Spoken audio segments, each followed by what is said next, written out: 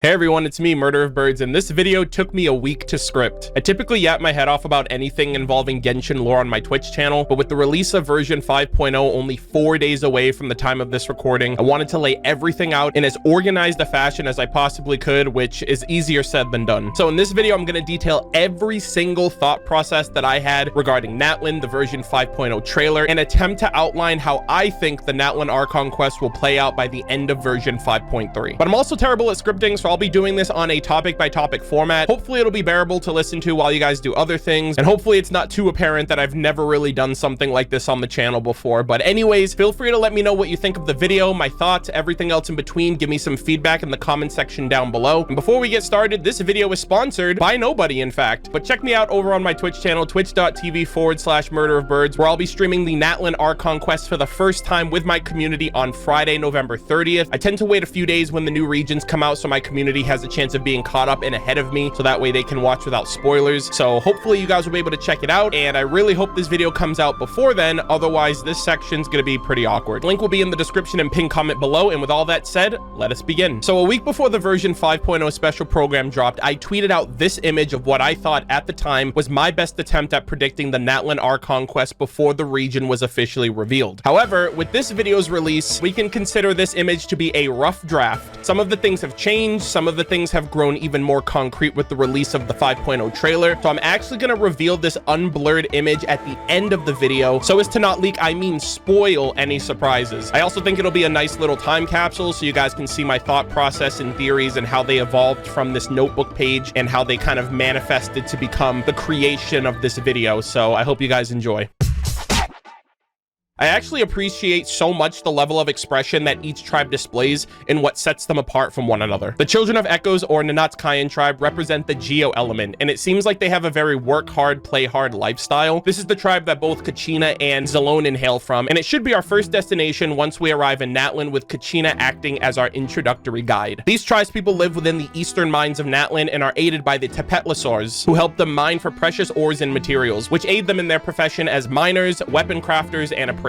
And in their leisure time, they blow off steam with these social functions like dance-offs, which is the coolest thing that I saw from the live stream special program. I swear to God, if the traveler gets the chance to bust a move while in Natlan through this tribe, it will be my all-time favorite, hands down. On the flip side of the rigid lifestyle of the Natlantean, we have the People of the Spring, or the Metzli tribe, who represent the Hydro element and approach life from a more leisurely perspective. And despite prioritizing music, fishing, and hanging out in the hot springs with their Kaholasar companions, this tribe is still duty-bound, as they have a wide history of being known as guides and cartographers within the nation, and this is actually the tribe that Mualani comes from. Now, seeing how this tribe is a stark difference from the Children of Echoes, I personally wouldn't be surprised if all of this fun in the sun atmosphere is seen as a dereliction of duty from some of the other tribes that aren't as fortunate of having leisure time and vacation vibes like the People of the Springs do. I mean, the last thing anyone's gonna want to do on a tropical vacation paradise scenery is work, so I think that would make sense. But if the Children of Echoes have a proper work-life balance and the People of the Springs prefer relaxation over grueling responsibility, then the Scions of the Canopy are the absolute giga-chads of getting work done. No joke, the Scions of the Canopy have some hardcore gamers that represent the Dendro element and get their job done through rain, sleet, or snow. And that's appropriate because, similar to our everyday mailmen, these tribes are comprised of skilled adventurers, couriers, and hunters who owe their competitive spirits to their inhospitable environments that they were born into. These living conditions might explain how Kanich, a member of the Scions, won the Pilgrimage of the Return of the Sacred Flame tournament multiple times in the past, and we will definitely talk about that later. This is why I think, unlike the Metzli tribe, who prefer leisure time, or the Natlantean tribe, who balance work and play, this tribe also revels in competitive sports along with their Yumkasar companions as a form of both productivity and recreational competition. So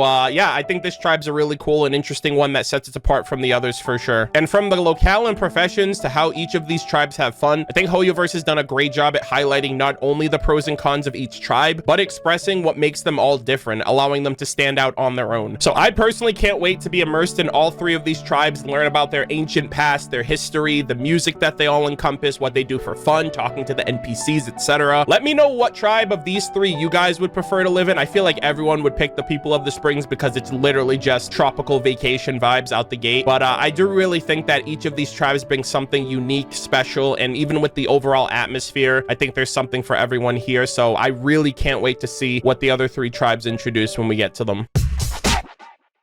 A once subjugated race in Natlan's ancient history, the Saurians are now the lovable family members and companions of the tribes in the modern day. They also inhabit much of the open world within the region, so while we literally can't catch them all Pokemon style, we can perform an ancient ritual known as Saurian Indwelling, which I guess is the next best thing. Now imagine, if you will, you're an ancient Saurian of Natlan, grazing the grassy plains and just bing chilling as Saurians do, when all of a sudden, this crusty outlander, who hasn't properly bathed or changed their clothes in 4 years, approaches your majestic form and performs a rite akin to the art of blood magic. And the next thing you know, he is you. What exactly happens to the consciousness and autonomy of these Saurians? Has nobody cared to question the ethical nature of treating these once subjugated creatures in such a way? I mean, we enter their corporeal being, banishing their consciousness into the realms beyond. They're not exactly alive, they're not exactly dead, but we basically commit atrocities and misdeeds in their image. And that's just okay? Anyways, let me know what Saurian you're most looking forward to body snatching in the comments down below. In all seriousness though, I think this is a super cool mechanic, much like the underwater explorations of Fontaine. Having a unique Saurian for a unique appeal and practical use is a really cool gimmick for the open world exploration. We can burrow underground and scale up large rock structures with the Tepetlosaurs. With the Kaholosaurs, we can swim on surfaces of both water and liquid Phlogiston, which we'll discuss in a bit. We can grapple hook ourselves to higher points and use that mechanic to also fight in combat with the Yumkasaurs. And they even tease that there are Saurians of other tribes like the Iktomisaur shown in the initial Saurian teaser that we might have a chance to fly around Natlan and all of its majestic glory in later region expansions, which would be super dope. And don't get me wrong, I love the wing glider, but flying would be way cooler and way faster than gliding. I don't care what Venti says. Wouldn't gliding be faster? No, Venti. No, it wouldn't. I also want to take a quick moment to gush about the 2 new world bosses, because the gluttonous Yumkasaur Mountain King has to have one of the coolest expressions and animations we've seen of any world boss in the game to date. I humbly believe that Genshin Impact only scales up as a new region comes out, so the further the game goes along, the better the animations, the better quality of life, the better graphical fidelity, etc., etc. And that might be my recency bias showing, but I actually think that this gluttonous mountain boss is the coolest looking world boss in the game. And the other world boss showcase, the Gold Flame, I think Kikusar Tyrant, seems to have a very interesting bit of lore tied to its isolation, which states that the boss has been isolated from its other kinds due to being, quote, cursed by ancient bloodlines, which I'm wondering if that ability that it has to transform into like this little mini phoenix bird and shoot all those fire attacks has anything to do with tribes tied to it or people tied to it from the past. One character that I remember during the Saurian event that Ranjit mentioned was Kuntor Unloved by the Sun, who had very interesting lore tied to the history of Natlan, who went on to be redeemed after his father's past sins and even found companionship with an Iktomisaur, so I don't know if this somehow ties into him, but I also couldn't help but realize that Mavuika also has a sort of visual effect to that of burning into flames when her hair turns gold, and she is also the only known Pyro character of the nation, being the Archon. So I wonder if this gold flame is seen as a curse throughout the nation and is very different compared to regular Pyro or this Phlogiston state. So it's something to think about. Overall, I think the Saurians are a cool way of shaking up Genshin's formula, and I'm actually looking forward to farming all of the new bosses as well. Phlogiston is a mechanic unique to Natlan that kind of reminds me of the Osa Numa Archie alignment during Fontaine. It's an advanced form of Pyro that's used in combat, exploration, puzzle solving, and even as an energy source throughout the nation. Now I wonder where I've heard that before. Oratrice mécanique d'analyse cardinale. Phlogiston also carries a very deep spiritual significance to the people of Natlan, symbolizing their indomitable spirit, as the art of Phlogiston engraving plays a role in the mechanic of Nightsoul's blessings for the people of Natlan. And trust me, we will definitely talk about Nightsoul's blessings in a later section because there is a lot to say. In any case, this advanced form of Pyro is also used in various states such as solid matter for excavation, a natural flame, and there are even some areas where liquid Phlogiston is an obstacle for exploration without a Kaholosaur for guidance. So basically, liquid Phlogiston is seen as this game's version of magma. And it seems like there's even some bits of Phlogiston that have a gas-like state, as shown by Mualani's ability to surf on these orange streams while exploring the open world in her Nightsoul's blessing state. So given how integral Phlogiston is for the people of Natlan, I'm actually curious if it's possible that a form of Phlogiston also resides within the people themselves, similar to how the primordial seawater resided within the people of Fontaine prior to the Archon Quest, but instead of it being seen seen as a threat that dissolves or burns its host. Perhaps the contending tides collected from the battlefield of the tournament are the embers that are left behind when two Natlantean combatants face off in combat. And fun fact as well, Phlogiston actually comes from an old real-world scientific theory, the Phlogiston theory, which proposed that phlogiston was a substance that existed within all combustible bodies and was released during combustion before the discovery of oxygen and the development of atomic theory. So if it lives within all Natlanteans, I wouldn't be surprised. It also exists as a synthetic material in Honkai Star Rail, but that's a topic for another day. So I'm not gonna lie, but the Pilgrimage of the Return of the Sacred Flame is a mouthful for a title for your tournament. I'm just saying. Like, how are you supposed to refer to the winner of these things every year? Would you be like, the champion of the Pilgrimage of the Return of the Sacred Flame is? Who thought they were cooking when they came up with this title, for real? Given Natlan's fractured foundation with the 6 tribes, the Stadium of the Sacred Flame, which hosts the Pilgrimage of the Return of the Sacred Flame, see, isn't that just obnoxious? It seems like the stadium will serve as the central hub landmark of the nation and will also host the finals of the tournament. Now, I gave a little bit of a PSA to my audience over on the old twitter.com, but for those of you watching now, keep this in mind. I don't know in what fashion it'll be, but when the Archon Quest leads you into the Stadium of the Sacred Flame, be mindful of whatever music track is playing. I say this because when we first entered Sumeru City back in 3.0, we were greeted with the 4 Riddles for Wonder OST, and when we first arrived in the Court of Fontaine during 4.0, we were greeted with this track name that I'm gonna let Google Translate pronounce because there's no way I'm saying this right. Le souvenir avec le crépuscule. Both music tracks introduced their respective cities with a level of beauty and elegance that only went on to become cherished by players the further the nation expanded. That is, until the songs revealed their true nature at the end of the respective Archon quests, turning these beloved and optimistic themes into notes of depression and sadness. Sumeru City! We finally made it! Let's go. Because there's currently no information on either of you in the Akasha. Interesting.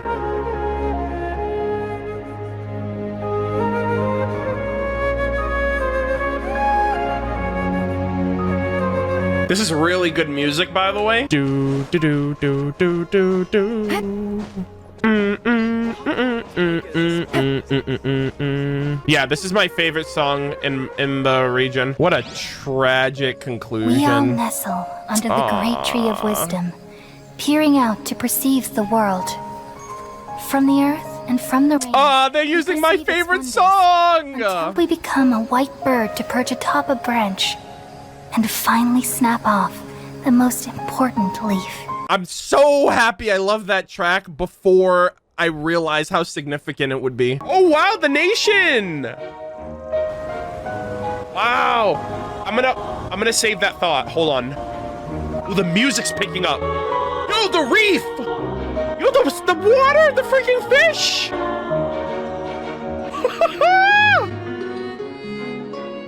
Nice. Okay, this is the shot from the trailer. Wow, the aqueduct.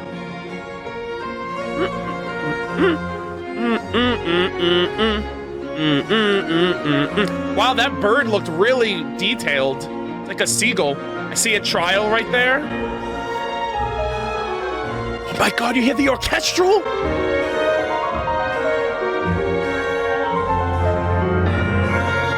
Chanting. Oh my god, this is so good. Farewell, Nervalet. I hope you've enjoyed the part you played these 500 years. Let's trailer quote.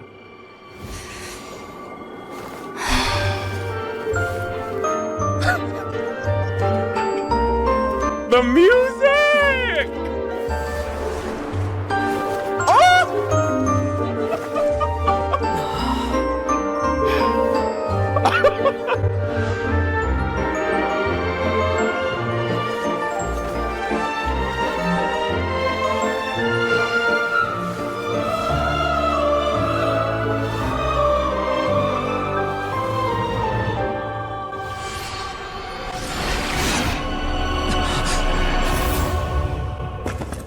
So if Sumeru and Fontaine are any indication of what Natlan will be in this regard, the first song that we hear when we enter the Stadium of the Sacred Flame will fill us with hope, wonder, and joy, but also has the potential of breaking our hearts at the end of the Archon Quest, so be vigilant. Musical devastation aside, I think the setting is fantastic. I love the color palettes. The sea of reds, orange, blue, and even the green that accompanies the Sacred Flame gives off a very mystical vibe to the whole central area and adds a lot of colorful pop to what I feel like would otherwise have been a very gloomy atmosphere for a Jurassic era setting. I know a lot of people were hoping for a more dark, bleak, war-torn environment for everything that we have heard up until this point of Natlan, but given the nature of this war compared to like fighting against other people, it seems like we're fighting against the Abyss. I think the color vibrancy of the prehistoric canyons does a really good job at setting this nation apart from the other nations at the very least, even if there is going to be war and conflict that we have to deal with. I mean, come on, there's freaking dinosaurs. What more do you want? The Stadium of the Sacred Flame also houses, you guessed it,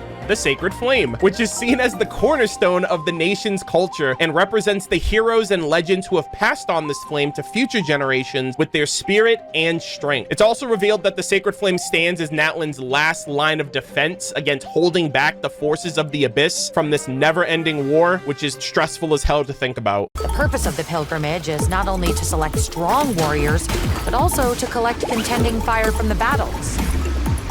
Natlan is only safe from the invasion of the Abyss, while the Sacred Flame burns eternal. Now, do permit me to cook for a moment, but regarding the purpose of the pilgrimage, I wonder if these contending flames that are being collected from the battlefield are in any way correlated to the Indemnitium of Fontaine. If you remember, Indemnitium was created through the belief of the people during court trials within the Opera House, and that power was used to supply Fontaine with a stable source of energy, while the majority of it was used in the creation of the weapon that Focalors would use to execute herself and destroy the divine throne of the Hydro Archon within Fontaine. So I'm wondering if collecting these contending fires is the equivalent of collecting coal and chucking it into a flame, thus feeding it to perpetually keeping it burned as a contingency plan for keeping the Abyss from invading and destroying Natlan. Only time will tell, but that's the closest correlation I can make to how the flame of Natlan is similar to that of the Oratrice from Fontaine. And similarly to how the Akasha Terminal was shut down at the end of the Sumeru Archon Quest, and how the Oratrice mécanique d'analyse cardinale ceased to function at the end of the Fontaine Archon Quest. It pains me to say, but I am confident that the ever-burning Sacred Flame will be extinguished by the end of the Natlan Archon Quest. How exactly that's going to happen is pure speculation, but it might have something to do with either Mavuika sacrificing the flame as a last-ditch effort, or perhaps the Pyro Dragon Sovereign will be resurrected, as I'm pretty sure this power might have something to do with them. Only time will tell. However, the nature of the Sacred Flame also, in my opinion, may have exposed what I'm considering to be the Samsara cycle of conflict within Natlan, and I'll explain how.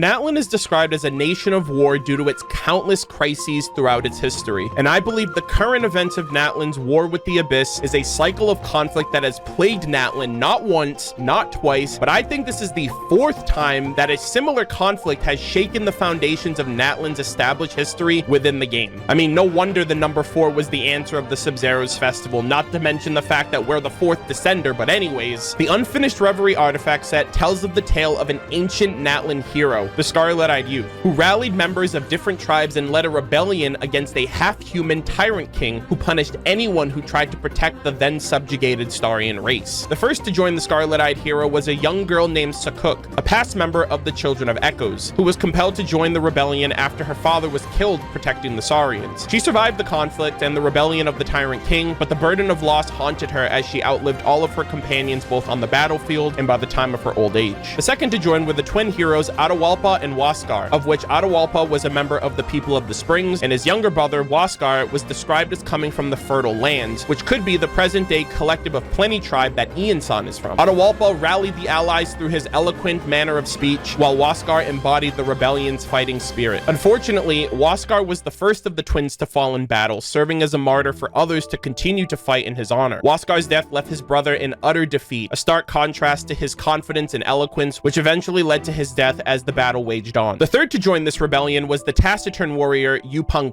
a past member of the Scion of the Canopy. He was a silent and powerful warrior who dreamed of a future where humans and Saurians could live together. He went on to survive the conflict and returned to the Sacred Flame, realizing that the new world of human and Saurians was his greatest reward. And last to join was a man only known as the Skilled Craftsman, who was responsible for crafting items and guiding the heroes with his knowledge. He's believed to have died during the rebellion, but Sakuk also blotted out his name and all records of his crafted inventions after the king's fall as a way of preserving his legacy from falsehoods and forgeries. And while it is important to establish that the Tyrant King was successfully usurped, the context and how this came to be is very interesting to think about. It's worth mentioning that the half-human Tyrant King had gone mad after discovering gargantuan beastly constructs during an excavation process. He described his findings as powerful and ancient machinery, which sounds like they stumbled across some form of Conrian technology, which we might get more information on once Natlan officially comes out. But in his pursuit to understand how these machines worked, it is said that a golden tear dripped from one of the lingering stone heads, falling into the tyrant's eyes as he looked up. This then bestowed him with divine wisdom and foresight beyond his mortal comprehension. After being struck with profound visions, he became stricken with paranoia and aimed to destroy everything that he had found in those ruins, as he felt that they had uncovered an evil that never should have been found in the first place. This behavior is what led to his continuous spiral of paranoia, abuse of power, falling out of control, and descending into madness until he was finally overthrown by the citizens. And this is all just one of many forms of conflict of Natlan's history that might come back up in future world quests once Natlan releases. Another recorded account of this self-proclaimed Samsara conflict is expressed through the Talking Stick Battle Pass weapon, which is essentially the 4-star version of the debate club that's used to persuade people in conflict with a loud bonk. This Battle Pass weapon follows the story of Tenok, a hero who once belonged to a tribe of Natlan. However, due to the constant bickering and infighting amongst the tribal leaders while the Abyss was slowly encroaching on the territory, Tenok decided to take matters into his own hands and leave. Despite being branded an outcast by the tribe, Tenok recruited various warriors and the companions from each of the 6 major tribes to confront this approaching darkness. Now, at this point, it's heavily implied that the names of the companions were the Saurians of those warriors, which establishes that the human and Saurian relationship were commonplace at this point in Natlan, which means they took place after the events of the Scarlet-Eyed Youth and the Tyrant King, but before the conflict of the then Pyro Archon and the Abyss. So we'll talk about that in a minute. Throughout his journey, Tenok recruited the various members and their companions. The first warrior to be recruited was Wanjiru, a great runner with deep scars from previous battles, and his companion, Kayeke. The next brave warrior to join the cause was Manalek, who embraced Tenok as a brother, despite their past conflicts, and his companion, Ngubu. The third candidate to be persuaded was the cunning and foresighted warrior, Sanhaj Kampore, and his companion, Mahamba. The fourth member to join was the young and inexperienced Burkina and his companion, Kongomato. The fifth companion to join the cause was the then chief of the Nanatskayan tribe at the time, Sunjata, and his companion, Muhuru. This alliance was particularly interesting because Sunjata recalls that he once petitioned the Pyro Archon to vote for Tenok's expulsion of the tribe due to Tenok's inclination for bloody battles. His willingness to join Tenok's tribe, however, came at the realization that this would likely be his last battle within his generation, and he opted to volunteer so that his tribe would not be involved. And lastly, Tenok's greatest foe from his youth, Tupac, joined the ranks as a show of mutual respect after all of their years of battle. The result of this epic clash of Tenok's legendary band of warriors and looming darkness is what formed the creation of the Mare Javari, the Sea of Ashes where the wind does not blow, and is a location that we've heard of in Venti's original story quest. So I'm really hoping that we get some Tenok lore within Natlan's further expansions. It took the combined efforts of the then Pyro Archon and heroes from every tribe to finally repel the Abyss. Even so, the effects of the invasion lingered for hundreds of years, only able to be reversed little by little. And from the dialogue that Mualani mentioned, it appears that the previous Pyro Archon in more recent times set out on a similar crusade, much like that of the Scarlet-Eyed Youth and Tenok. He banded together with members of every major tribe to repel the Abyss from invading Natlan. Yet, unfortunately, despite their efforts, the Abyss's influence seems to still affect the nation to this day. And now, for the 4th time in the present, it appears that the Traveler will be going on this exact same Samsara role of leader as he recruits members of the various tribes to save Natlan from its impending doom with the help of characters of every tribe. Shall unite the tribes and save Natlan from its impending doom. Now, what better way to transition into talking about Natlan's repeated cycle of war and violence than to talk about the very samsara cycle of the world, am I right? Now, I don't know how many Narcissenkreuz fans are watching this video, but I just want to say two things, okay? One, Renee de Petrichor did nothing wrong, and two, these Ordo members were absolutely galaxy brain to think that somehow Teyvat is on its 4th New Game Plus run. So for the uninitiated, back during version 4.2, it was revealed that Teyvat is believed to be experiencing its 4th samsara cycle, with these 4 root cycles being in order: Hyperborea, Natlantean, Remoria, and the samsara cycle we're currently experiencing, Chronaria. Now, it's unsure what these cycles mean in terms of the existence of Teyvat, if Teyvat literally gets destroyed and restarted and things happen again until a certain path changes, but from what we know so far, Hyperborea symbolizes the age in which the world was frozen and the lost paradise, while Remoria and Chronaria together symbolize the relationship between humans and gods. However, with Natlan on the horizon, I felt it was necessary to bubble these details back to the surface and talk about the Natlantean root cycle, because the Natlantean root cycle is described as, quote, symbolizes the triumph over the evil dragon, a metaphor of humanity's victory over nature as well as the beasts within themselves. Now, upon revisiting this information, 2 possible scenarios came to mind. The evil dragon depicted is either a reference to the defeat of the Pyro dragon sovereign at the hands of a human or humanity in general, or it's possible that similar to the likes of Durin and Elenus, we might encounter the remnants of another abyssal dragon creation somewhere in the nation that terrorized the place either before or during the Natlan Cataclysm 500 years ago. At least those are the only 2 instances where an evil dragon made sense for me, because like the dragon sovereigns of a PEP, I wouldn't really think that they'd want to ally themselves with humanity after the whole getting beaten up and having their authority taken from them by the heavenly principles, unless they had the same level of 500 years of warming up to humanity like Neuvillette did. So yeah, I think Natlan will definitely have an influence of some nature with a dragon. I don't know if it's the Pyro dragon or an abyssal dragon or both, but we'll have to wait and see.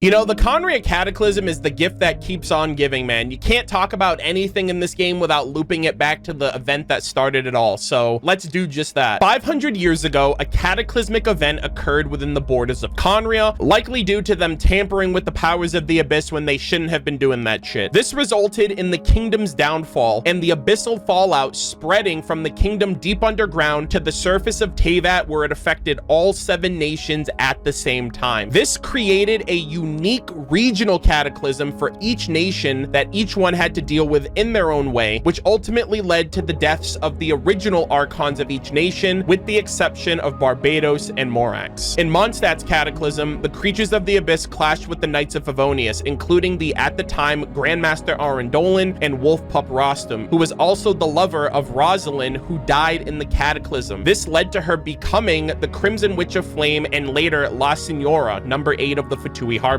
This battle also was known to have taken place at the Sword Cemetery, which is located in Dada Upa Gorge. During Liyue's cataclysm, the chasm was one of the many areas ravaged by the effects of the Abyss, and through the combined efforts of the Millilith, Rex Lapis, the sacrifice of Bosacius and Marchosius, and the rest of the Adepti giving their aid, the nation was eventually able to recover and prosper. In Inazuma, the cataclysm forced Raiden Makoto to travel to Conria to deal with the threat at its source, while Raiden A was forced to defend the home front from the abyssal invaders from beyond. This cataclysm led to the death of Raiden A's 2 closest friends, Kitsune Saigu, who was consumed by a dark will, but not before praying for her memories to be spared in the form of Hanachi Rusato, and her other friend that was lost was Mikoshi Chiyo, an Oni that was swallowed by a beast of sin and corrupted by its abyssal powers despite freeing herself. This resulted in Chiyo turning her blade on A, after which she was defeated and badly injured from the fight. Her ultimate fate has since been unknown. Raiden Makoto would also go on to lose her life at the Battle of Conria by a creature that A could only describe as that thing. However, thanks to Raiden Makoto's forward thinking and influences from Istaroth, the god of time, Raiden A was able to retroactively save Inazuma from destruction by planting the sacred Sakura tree in the past, which absorbed most of the abyssal corruption that swept the nation. In Sumeru, while the rest of the Archons were tasked with traveling to Conria, Greater Lord Rukkhadevata was tasked with protecting Irminsul from the forces of the Abyss and forbidden knowledge, as it harbored the memories of the entire world and her consciousness was directly connected to it. However, in her duty to her nation and the world, she in fact became corrupted with forbidden knowledge and can no longer safeguard it while she existed. This caused her to use the purest branch from the Irminsul tree to create Lesser Lord Kusanali, aka Nahida, a newer version of herself that could erase the corrupted remnants of her memory from the world. And in Fontaine, along with being tasked with trying to avoid the primordial seawater prophecy, Egeria, much like all of the other Archons, was tasked with traveling to Conria as well to prevent the spread of the abyssal corruption. However, Egeria would never see this task through, as while she was traveling to Conria, she was tragically killed by creatures of the abyss within the Vorukash's oasis. And because of the corruptive powers of the abyss killing her, she would be unable to retain any aspect of herself after she was physically gone. However, thanks in part to the goddess of flowers, Greater Lord Rukkhadevata was able to preserve her consciousness within the Gaukarina lotus, located within the Harvest Takum tree, where her consciousness slumbers to this very day. And all of these cataclysms are to say that with Natlan, I'm going in with the assumption that the previous Pyro Archon was also tasked with traveling to Conria, but instead chose to stay behind and directly confront the abyssal forces with members of each tribe as a way of preserving the sacred flame. Otherwise, if the sacred flame goes out, the nation would be engulfed regardless. And for Natlan in particular, it seems like the Traveler's involvement with quelling the abyss is actually going to be a part of the mainline Archon quest, as opposed to it being a part of major world quests that the Traveler takes part in from other nations. For example, following the release of Inazuma, the Traveler had been tasked with resolving the buildup of the abyssal influence from the Cataclysm of every nation. And I say this because after Inazuma released in 2.0, we've had world quests where the Traveler has been tasked with resolving some form of buildup or long-term effects of the abyss that were caused during the Cataclysm within every nation, where we'd also be accompanied by a type of regional guide to help us in our efforts. In Inazuma, Kazari or Hanachi Rosato guided us in performing the ritual of the sacred Sakura cleansing, which was used to destroy the miasmic tumors at the root of the sacred Sakura tree, since they needed to be cleaned every 500 years. In Sumeru, everyone's favorite quest, the Aranyaka quest, saw us guided by the Aranara to quell the rainforest from the effects of the Marana, or the physical manifestation of the abyss that had been born from the spreading of forbidden knowledge. In fact, that world quest not only reveals that our abyssal twin was traveling to Sumeru at a time, but that they also performed this task in the past, as the dealings of Marana need to be quelled every 500 years as well. And in Fontaine, we were guided by a wild fairy Melazine named Passive, whom Nouvelet tasked with protecting Erinius's water roots, which stored the nation's information from the root-consuming tumors of the abyss. So between the Archon quest focusing on the abyss directly and the usual world quest focusing on deeper lore and world building, I'm really hoping that we get the full story of the previous Pyro Archon, how the Cataclysm affected Natlan, and even some other situations regarding how deeply the abyss is involved in the main plot, just because a lot of those things are kind of left to the sidelines, but given that the abyss is at the forefront, I'm really excited to see how this plays out. And for the love of God, can we please see Enjo again? It's been literally 3 years since this beautiful Lector's voice was heard for the first and last time during the Three Realms Gateway offering quest of 2.5, and like I feel like there's no better time for him to be here. He's a Pyro Lector in the Pyro Nation. Please, Hoyoverse, make it happen. It took the combined efforts of the then Pyro Archon and heroes from every tribe to finally repel the abyss.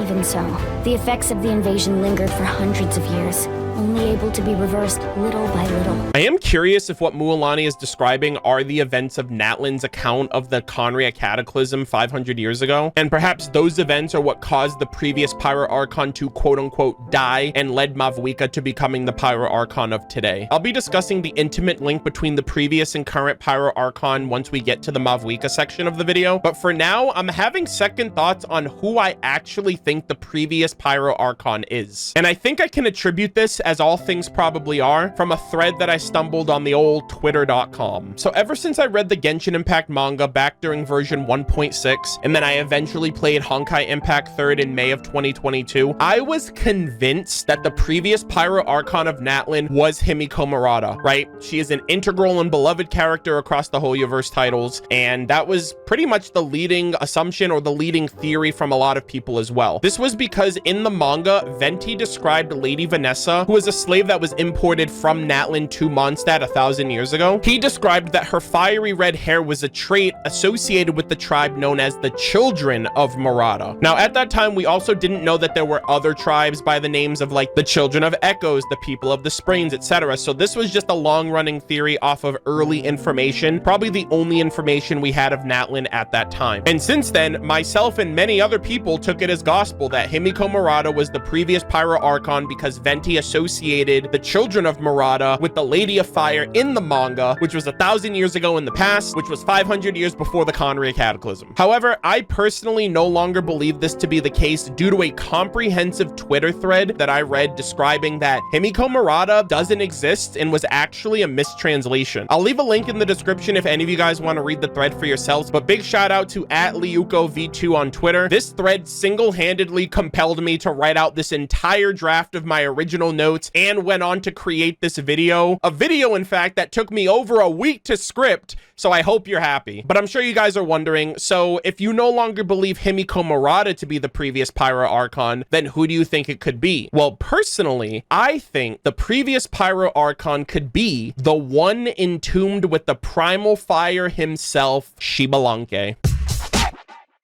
So I don't have much evidence to say with confidence that Xbalanque was the previous Pyro Archon, but I always tend to go with my gut when it comes to making sense of things that I don't have answers to. So take everything I'm about to say with a huge grain of salt. So initially I thought that Xbalanque was the name of the Pyro Dragon Sovereign, as he was described as one entombed with the primal fire. And I think that's due to my lack of reading comprehension potentially, because the only line of dialogue that we've ever gotten for Xbalanque was in regards to his thoughts on Neuvillette, who we now know to be the reincarnated Hydro Dragon Sovereign. Quote, "Someday when they return, their true ordeal shall begin." Looking back on this line now with Natlan on the horizon, I think it implies that Xbalanque was not only aware of the Dragon Sovereigns, but expected that the day that one of them, like Neuvillette, returns, that dragon would have to deal with him. At least that's what it sounds like to me now. And if I continue with that line of thinking, I'm curious if Xbalanque potentially had a run-in with the Pyro Dragon Sovereign of his nation in the past. Perhaps their interactions weren't as pleasant as we would have liked, similar to a Pep. You know, humanity did overthrow the sovereigns of their rightful place on Teyvat, and if Xbalanque eventually became the Pyro Archon, it would stand to reason that either he or Celestia would have stolen the Pyro Dragon's authority by the time of the Archon War. So really quick, again, take this with a huge grain of salt, but this is my quick headcanon before 5.0 drops. So prior to the Archon War, I think Xbalanque may have had a run-in with the previous Pyro Dragon. Through this conflict, this is where he learns that Neuvillette would one day reincarnate, but unlike King Deshret's alliance with Apep or God King Remus's alliance with Egeria, Xbalanque instead fights the Pyro Dragon Sovereign in the past and steals its primal fire, which he eventually would become entombed with, as I also think that it might be the source of the sacred flame of Natlan today. After that, some time passes, and following the Archon War, that is when he makes his drip marketing vow to deal with Neuvillette should he ever return. Now, I know that's not much to go off, and given Neuvillette's unique circumstance with living with humans for 500 years to develop a human relationship of mutual understanding, I would say that at the very least, if Xbalanque ever did come in contact with a dragon of the past, I wouldn't expect them to be very cordial, given the fact that the Pyro Dragons consider humans to be their opposition of the creations of the primordial one. So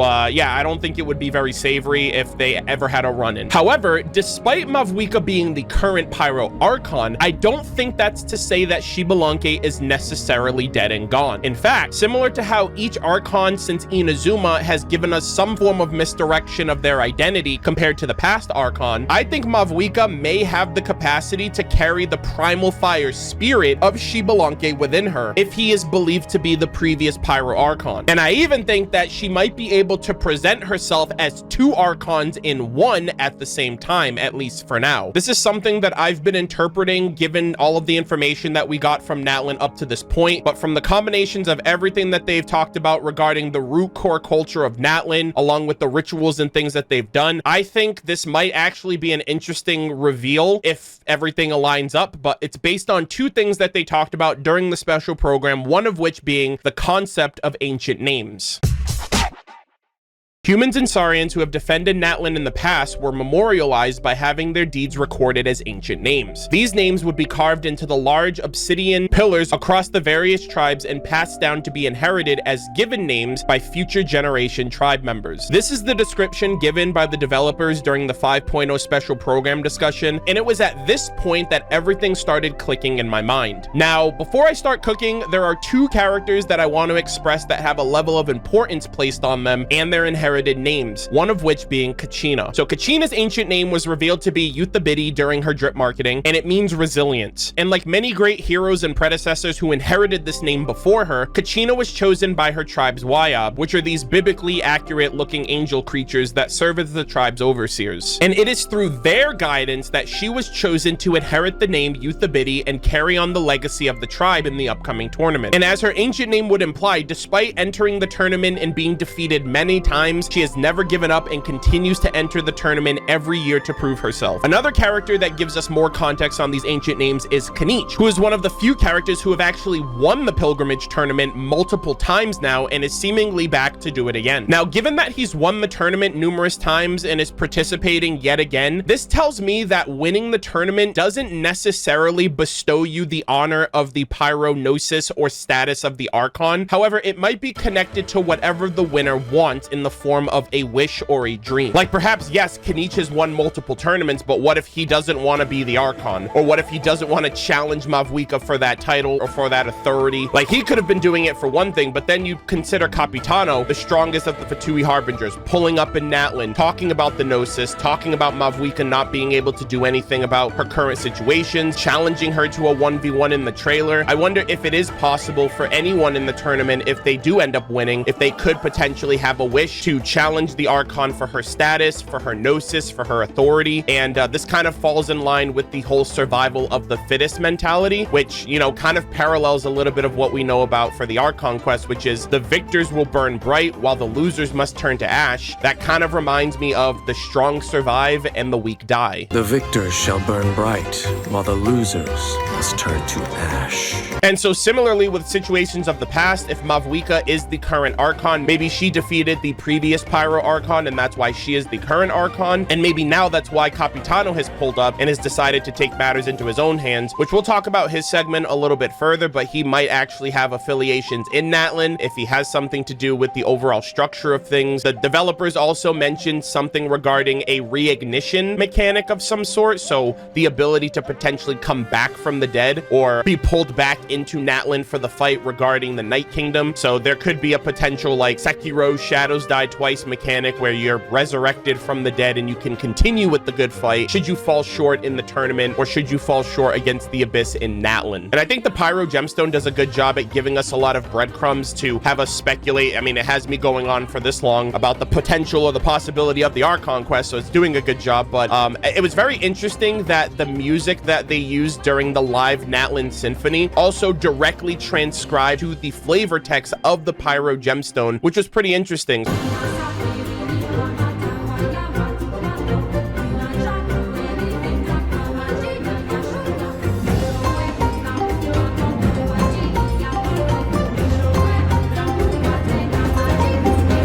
You see, the Pyro Gemstone gives a brief description of what could potentially extrapolate the pilgrimage as a whole. A pilgrimage for a wish, a battle to earn a name, burnt to cinders for a dream. If the intention yet remains, achieved blank's truth he has. I wonder if a pilgrimage for a wish could mean that winners of the tournament are granted some type of wish in their efforts, and perhaps Kahula Jah, who is a very unique creature, being a pixelated, self-proclaimed dragon lord, perhaps Kahula Jah was created as a prize or wish after Kanich won his first tournament, and maybe Ajah's assisted strength is responsible for Kanich's subsequent victories ever since. The developers also revealed that there is a secret behind the ancient name that Kanich specifically inherited that we'll learn about in his story quests, and I found that to be very interesting because during the live stream they actually revealed that Kanich's story quest is called Yupanqui's Turnfire. Now, if you remember earlier in the video, we talked about Yupanqui as that was one of the members that joined the Scarlet-Eyed Youth's group and fought against the half-human Tyrant King in the past. So his story quest might actually reveal that Kanich not only inherited the ancient name of Yupanqui, but perhaps Yupanqui's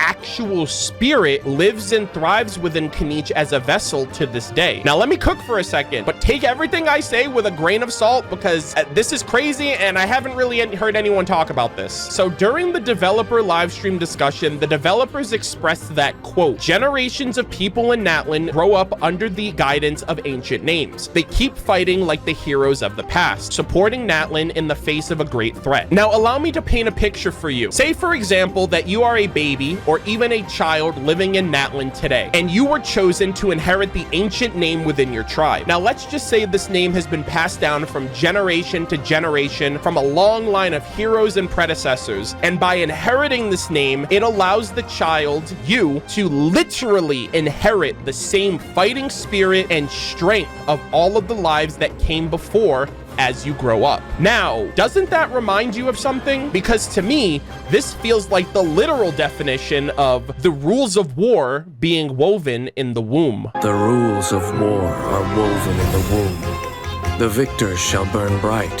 while the losers must turn to ash. When the god of war shares this secret with the traveler, it is because she has her reasons.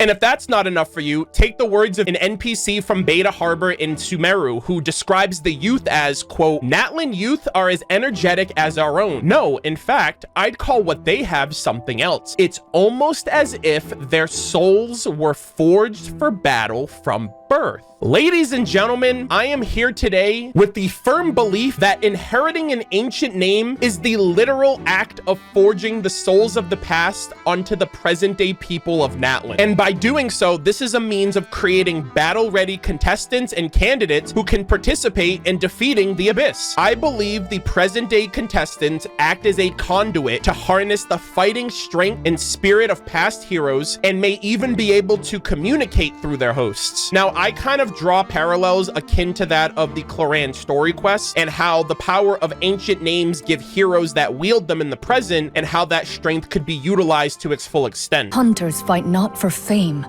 but to aid the people whenever they are summoned. Walter the Marechaussee Hunter, master of 1,000 tricks, executioner of the Phantom Hunters, I call for aid! Est, the Marechaussee Hunter, inheritor of Cassiodor's will, judge of the Shadow Hunters. Answer my call! Petronia, protector of justice and order, the hunter I respect the most. Thank you for saving my friend, the best one I'll ever know. Please, lend us your strength. Now, from a lore perspective, this would at least make sense to me why we have never seen any Natlantean characters in any other part of the game up until this point. It might be because the people of Natlan have literally become engineered from birth to partake in this vicious samsara cycle of war and tournament participation within Natlan, to the point where if you leave your nation, you're essentially dooming them if no one's there to combat the Abyss. But I think it goes even further than that. So let me paint a clearer picture for you. The Abyss has invaded Natlan. If the people of Natlan slack off, flee the nation, or give up due to the weariness of battle, Natlan will be destroyed, and subsequently, that Abyss will spread to the rest of Teyvat. So, in an attempt to hold off the Abyss, a ritual of sorts is performed, namely the Phlogiston engraving ritual, and the fiery spirit and soul of chosen warriors are able to be converted into that of ancient names once they've met certain conditions. These conditions would be either generating enough contending fires to keep the sacred flame lit, or defeating just enough abyssal creatures to keep the Abyss at a standstill. And for those wondering, yes, I'm comparing the contending fires keeping the flame lit to that of Indemnitium and the people of Fontaine generating it during court trials. Now, if a tournament participant collects enough contending fire or defeats enough abyssal creatures, that person would be allowed to, quote, return to the sacred flame, where they would be seen as a hero who shall burn bright. Their bodies would be used as fuel to keep the sacred flame lit, while their strength and spirit would merge with their ancient name, ready to be inherited by the next contestant at the next annual tournament. Now, I know this is kind of crazy to think. I'm essentially saying the people of Natlan give up themselves physically to be able to spiritually invigorate the next generation of warriors, so that way Natlan's fighting spirit never falters, and there will always be people ready to fight for the line of defending Natlan against the Abyss. I think this creates a continuous cycle of battle, and returning to the sacred flame would not only keep the sacred flame burning eternally through the collection of contending fires, but it would also hold off the Abyss until a better solution can be found. Only those who triumph over the Abyss earn the right to be revived. Defeat not only means death,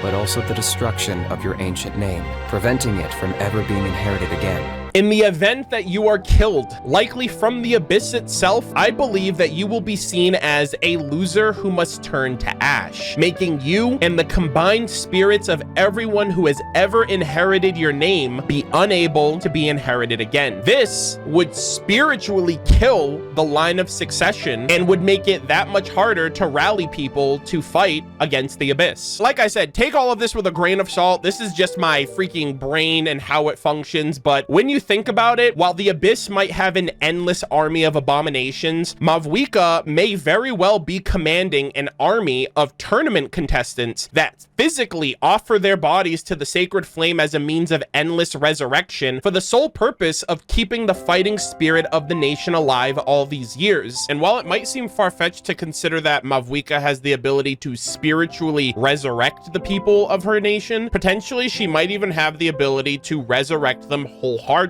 If this Night Kingdom is seen as the afterlife or the spirit world in some way, it could almost be like a Sekiro Shadows Die Twice situation. I think I even had a reaction to that during the live stream where they mentioned that death isn't necessarily the end of the end when it comes to fighting for Natlan, and potentially if you die in battle in Natlan and you go to like some spirit world, potentially you can be resurrected there and have a second shot at fighting if your soul in some way is able to be saved.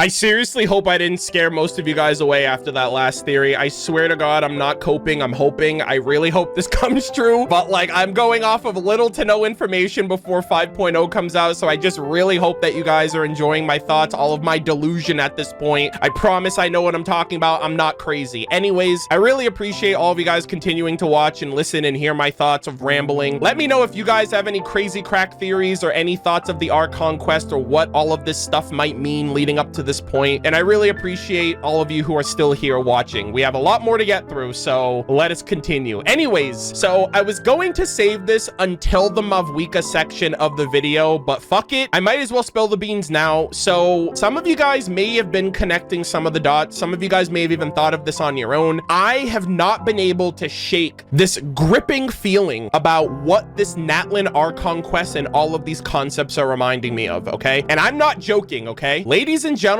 believe me when I say the Genshin Impact version 5.0 Natlan, in my mind, is literally Avatar: The Last Airbender, and I can prove it.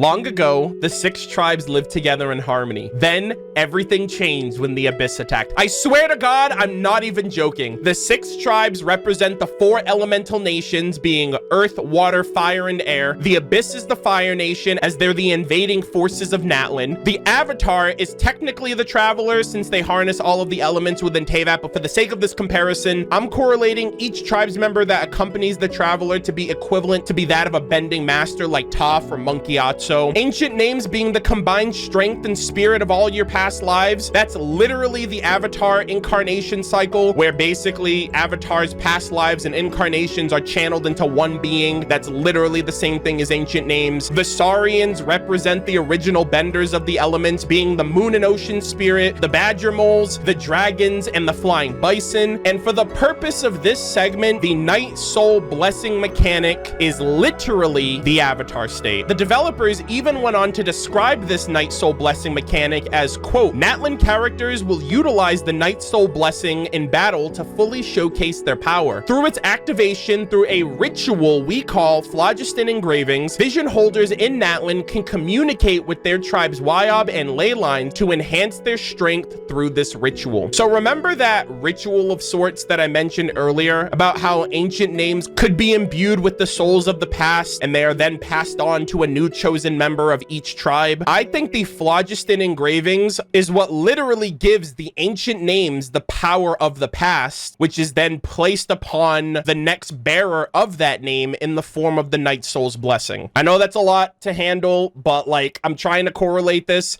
Essentially, Nightsoul's blessing is the avatar state and the ancient name are basically your past lives.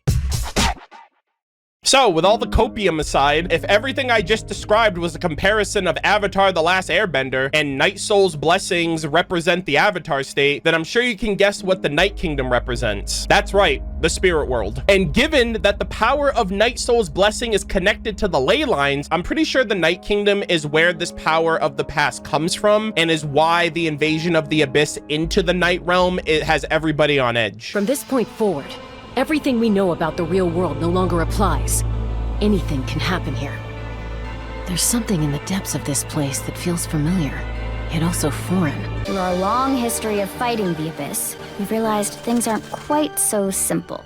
The Abyss has invaded the Night Kingdom, and has the capacity to read the memories of this land at any given moment. So I'm gonna go out on a limb here, but I'm sure the developers have given us enough speculative evidence to assume that the Night Kingdom is a reflected memory version of Natlan that is powered through the ley lines and has the records of Natlan's entire history. If you remember the ley line memory pocket from the bedtime story Archon Quest, think that, but magnified to reflect the memories of an entire nation versus a very small town area. So if the Nightsoul's blessing mechanic is connected to the ley line, and if the Night Kingdom is somehow powering the Nightsoul's blessing, and now the Abyss has invaded this ley line realm, I think that means the Abyss has the potential to cut off this Nightsoul's blessing power source from the people of Natlan, potentially, making it even harder for them to fight in this war. And if we combine this with what I mentioned during the Ancient Name segment, it pretty much implies that if somebody is fighting this war in Natlan and they die, if they're able to be resurrected Sekiro Shadows Die Twice style, and their soul has to be harnessed from the Night Realm, but now the Abyss inhabits the Night Realm, it could make it impossible for anyone to be potentially resurrected. And this goes for if they're resurrected spiritually or physically. So yeah, the Abyss invading the Night Kingdom is kind of a big deal if Mavuika has the ability to endlessly resurrect the people fighting in the war. If that source is taken away from her, then her squad basically just got nerfed. So before I go any further down this rabbit hole, I wanted to haphazardly inject this segment to talk about the 4.8 Simulanka summer event, because Hoyoverse tends to give us crumbs of the following region's Archon Quest ever since the original Golden Apple of 1.6. And with the summer event referencing things like dragons, the illusion of time, and the cyclical pattern of stories, I wanted to at the very least give my thoughts on everything that I feel the Simulanka event could infer about either World Quest content, lore content, or the Archon Quest in this video. So during our trip through Simulanka, we learned that this area is actually a fairy tale book created by the Hexenzirkel members Alice, Barbeloth, and the late Anders' daughter, who were known by the citizens of Simulanka as the goddess of creation, prophecy, and fate, respectively. And among many things, we were told that the fairy tale world of Simulanka is a reflected, mirrored version of Teyvat, which can be supported by the reveal of two evil dragons that terrorize the citizens of Simulanka at two different points in the fairy tale's history. This could be a reflection of both Mondstadt and Natlan within the world of Simulanka for two different reasons. The first dragon we dealt with during the main Simulanka quest was Lego Durin, the reflection of the abyssal dragon of Dragonspine that the Sinner of Conria Hexenzirkel member created, the one and only Rhine daughter. However, from the Narration Footworks world quest, we met three toy men by the name of Albizzi, Boberano, and Capet, who revealed that each of their clans were responsible for defending defeating an evil dragon, the likes of which were defeated in ancient times, predating the arrival of Lego Durin. Now, like many summer events, I'm going into Natlan with the assumption that any of these world quests are going to be in some way, shape, or form referenced or paralleling what actually is going to be taking part in the world quest, story quest, or Archon quest within the Natlan nation. And this quest kind of gives us a little bit of everything, right? We have infighting between multiple tribes, joining forces to confront an overwhelming force, and potentially facing off against an evil dragon, or in Mini Durin's case, aiding in the resurrection of one. And this is what makes me think the Pyro Dragon Sovereign will play a role in the future of Natlan. Either that, or we will be facing an Abyssal Dragon. By the fact that 2 dragons were mentioned in Natlan, an Ancient one, and with Durin being Abyssal, I'm expecting these 2 dragons to be related in some way, shape, or form when we go to Natlan. Another parallel to Simulanka that I wanted to draw attention to that stumped me throughout the quest and only became clearer after the 5.0 special program was the answer to the Lotus Leaves world quest. So this was the quest that involved the contest that started in the Rainsong Pond, where the paper frogs were trying to compete in a tournament to find a champion that would rescue a princess. Eventually, our trials led us to a cave known as the Cave of Eerie Murmurs, where past princesses and champions of the kingdom would enter the cave and for some reason endlessly wait for answers that they wanted to come to them. This causes the princess to reflect on the mistakes of her past leaders, and at that point she decides to seek the answers herself actively rather than passively waiting for things to happen for her. This is actually the turning point of the quest, which leads the long-sought relic of the kingdom to acknowledge both her and Forobert as true guardians. Now, I can't help but think that this quest is a reference to the Samsara cycles of Natlan's history, with Princess Semeste representing Mavuika in the story. Given the fact that Mavuika is in a situation where even Il Capitano has referred to it as reaching an impasse, where she doesn't have any way to move forward, she's kind of stuck at a crossroads, she doesn't know what to do. And there's also a passage in this Simulanka world quest that mentions, quote, "Stories follow rules, unfolding in cyclical patterns, but each should follow their own course." And this line reminded me of 2 things: the nature of Natlan's cycle of war and violence over the years, and the line that Capitano said to Mavuika about changing the rules due to the lack of progress she's made within Natlan. What use is the Gnosis in your hands? I don't know what you mean, but it sounds like this is about more than the Tsaritsa. Your plan has reached an impasse, and now it falls to me to create new rules for Natlan. And the last parallel of Simulanka that I'll address for now, that I'm actually really surprised a lot of people haven't brought up, or at least I haven't seen, is the scene in the trailer where Mavuika is looking up at a towering structure with a bright light on top. The shape of the bright light looks to be that of the Natlan official crest insignia, with the symbol of the Pyro element in the center and the Saurian symbols of the 6 tribes along the outer ring. Now, I know I'm not the only one who thought of this, but this area in general gives huge Enkanomiya vibes, from the darkened environment to the piercing light at the top of the tower resembling the Dainichi Mikoshi. It's damn near uncanny. However, as this relates to Simulanka, the first thing that I actually thought of in regards to this scene was the toppled lighthouse in the Broken Sea area of Simulanka that was featured during the Towards the Lighthouse Far Away world quest. Now, I don't think there are any direct correlations to this area that Mavuika is seeing and the lighthouse in particular, but given that the summer events tend to hint towards future events with Archon Quest content, and Simulanka is a reflection of Teyvat, I think the mysterious tower could be seen as a lighthouse of sorts. And if this place that Mavuika is in is actually within the Night Kingdom, and if the Night Kingdom acts like some kind of spirit world for the dead, then it would make even more sense that this light represents a silver moon, much like how the lighthouse lamp in the Simulanka event went on to transform itself into a moon that helped lost adventurers find their way back home. We did see what looked to be Dark Souls of the Dead looming around in one part of the trailer, so maybe this lighthouse acts as a way of attracting those lost souls back to the land of the living, or back to a way of potentially being reincarnated. And with Mavuika being here, maybe she potentially has the ability to handpick who gets resurrected to try and fight this war again.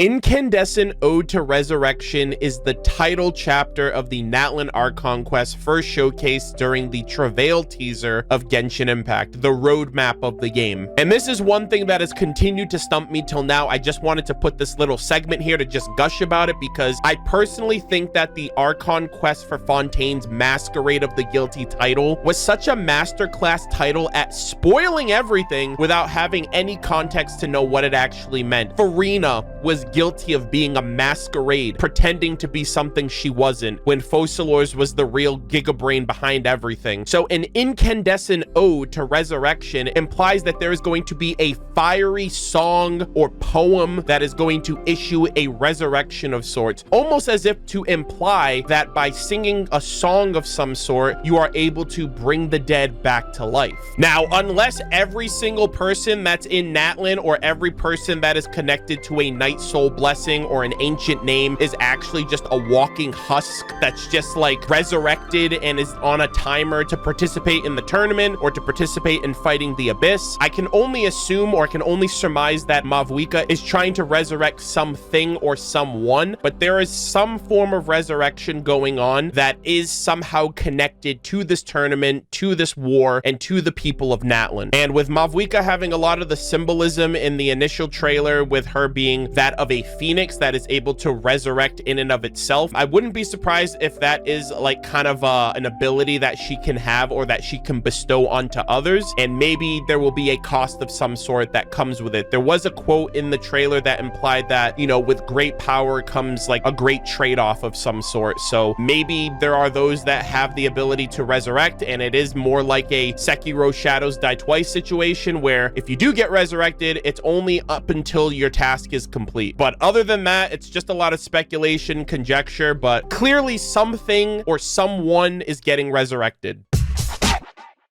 So I wanted to wedge this section in somewhere because I do think the existence of the Pyro Dragon Sovereign is kind of a big deal following the involvement of Apep and especially Nouvelette during our travels to previous nations. And I think that mysterious light tower might have something to do with it. So I think the Incandescent Ode to Resurrection title of the Natlan Archon Quest might be an attempt to revive something, obviously. What that thing might be, it's up for interpretation. Some people think it's the Archon, some people think it's the dragon. There are people that are coping that think it's La Signora.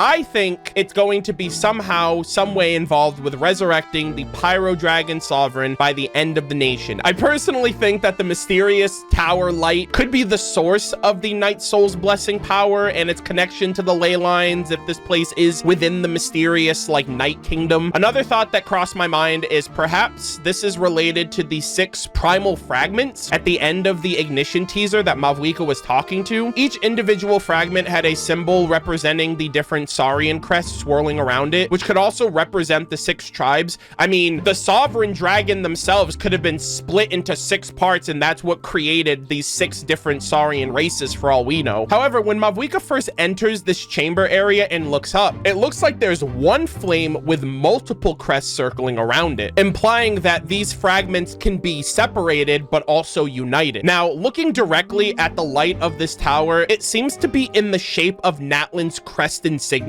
which is on like the banner in the stadium. And along the inner part of this crest, it shows that it looks to be the representation of the 6 tribes and the 6 Saurians, with the symbol of the Pyro element smack dab in the middle. So I'm wondering if these 6 primal fragments are somehow the remnants of the Pyro Dragon Sovereign and potentially its power, and only by uniting the tribes and uniting these fragments that represent the tribes can they hope to potentially resurrect the Sovereign to aid them in fighting off the remnants of the abyss and saving the nation if nothing else is working. And it would also kind of make you wonder like what relationship Mavuika would have if the person or if the thing she was actually talking to was the remnant, right? The primal fire fragment of the sovereign dragon, because she was talking to the flame like, hey, time to wake up, time to burn again. And she even coddles it and basically says, hey, you know, with our blood, we will forge our new fate, implying that she's going to work alongside this flame for the future of Natlan, for their future fate, for their future destiny, which would be a stark contrast if the Pyro Dragon was killed in the past by humans, or even Xbalanque, who went on to become the Pyro Archon. So very interested to see if Mavuika is going to have a more cordial relationship with the Pyro Dragon, if their essence or their consciousness lingers on inside of these flames, similar to Venti's relationship with Dvalin, Zhongli's relationship to Azhdaha. I know Apep and Nahida don't really have a very cordial relationship, but Farina and Nouvelette is pretty buddy-buddy. So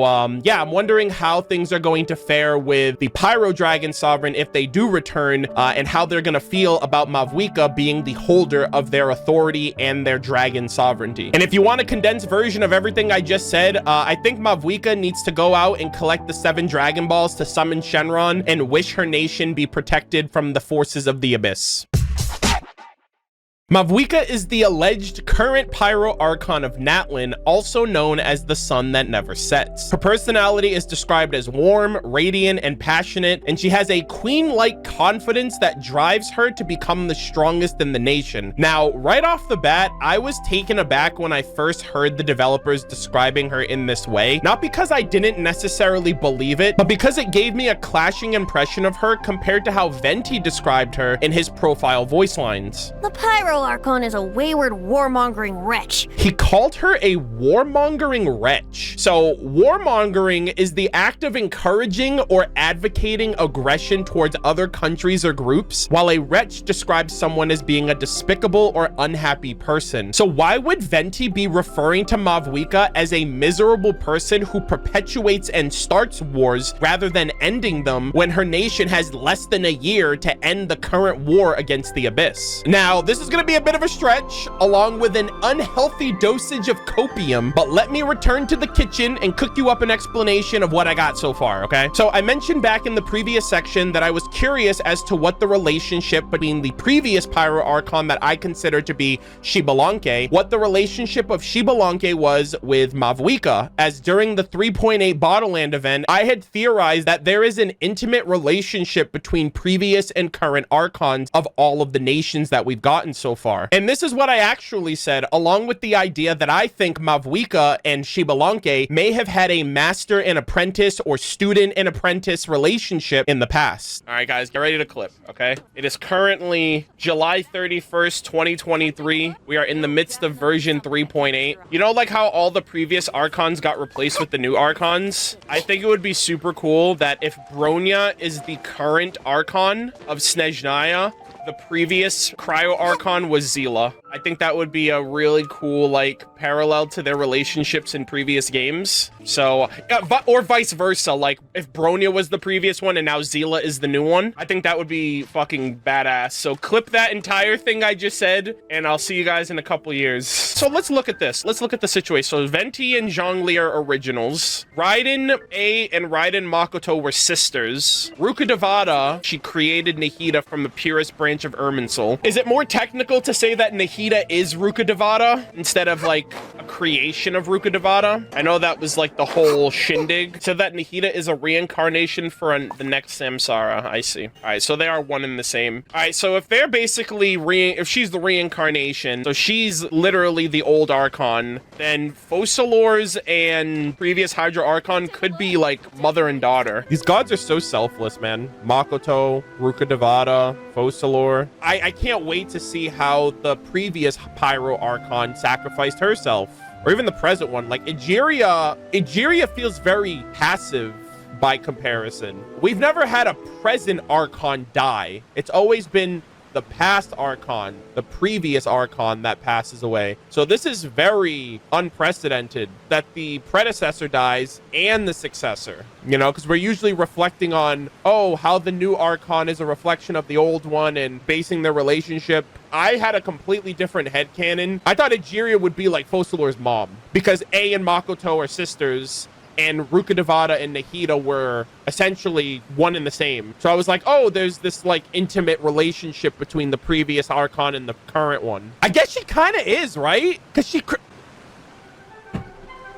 Bro, I guess she kind of is, because she created the Oceanids. Oh my god, I can't believe I was right. Dude, I called that shit. Oh my god. I knew it. I knew it. All right, Natlan's gonna be a student and apprentice. Natlan is going to be a student and apprentice relationship, or master and apprentice relationship, because that's like a war-torn nation. And then Snezhnaya, they're gonna be lovers. It's gonna be Bronya and Zila. One of them was the previous Archon, one of them's the current Archon, and one of them died. I'm calling it right now. And if all of that's right, I literally created Genshin Impact. You're welcome. Now, I'm gonna be talking out of my ass at this point. I have no type of evidence. I'm going solely off of the rule of cool with my thought process here, but hear me out, because I think this would still be super cool. Every other Archon's relationship with the previous incarnation Archon or the previously established Archon were two separate entities. I think it would be super freaking badass if how I theorize the Nightsoul's blessing allows users to channel the strength of their past lives in battle. I think it would be badass if Mavuika could do the same. And in this kind of avatar state, that's when her hair turns golden, as seen with her previous clash with Capitano. So basically, what would be neat is if in her cool, calm, and collected state, right, her standard default state, she would be this cool, calm, and collected queen that radiates confidence and strength. But when provoked to fight, I think her hair turning gold and her getting aggressive and becoming this warmongering wretch that Venti described, I think it would be neat if that's through the power of her channeling the lives of those who came before her, a la Xbalanque, her previous master. And maybe even the previous leaders that may have existed prior,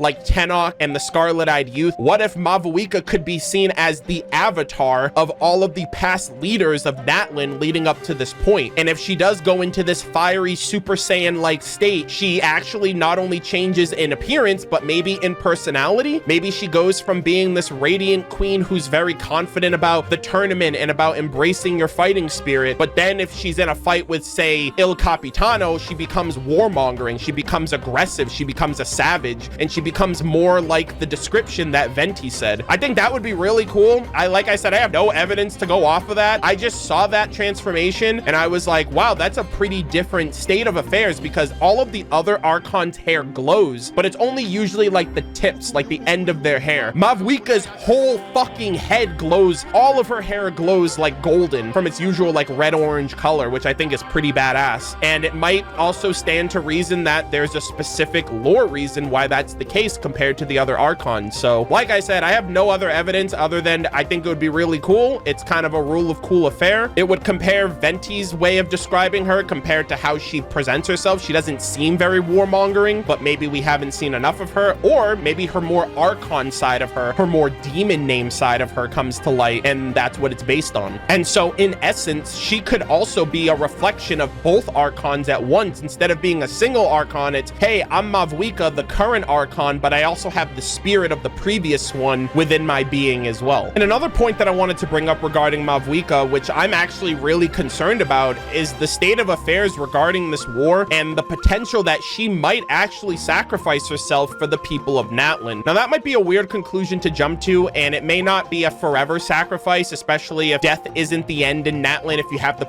if there's the capability of reincarnating. But I think it makes sense if we look at a theory that's legitimacy has only become more and more accurate the longer the game has gone on. And if you don't know what I'm talking about, let's take a look at the Archon slime theory.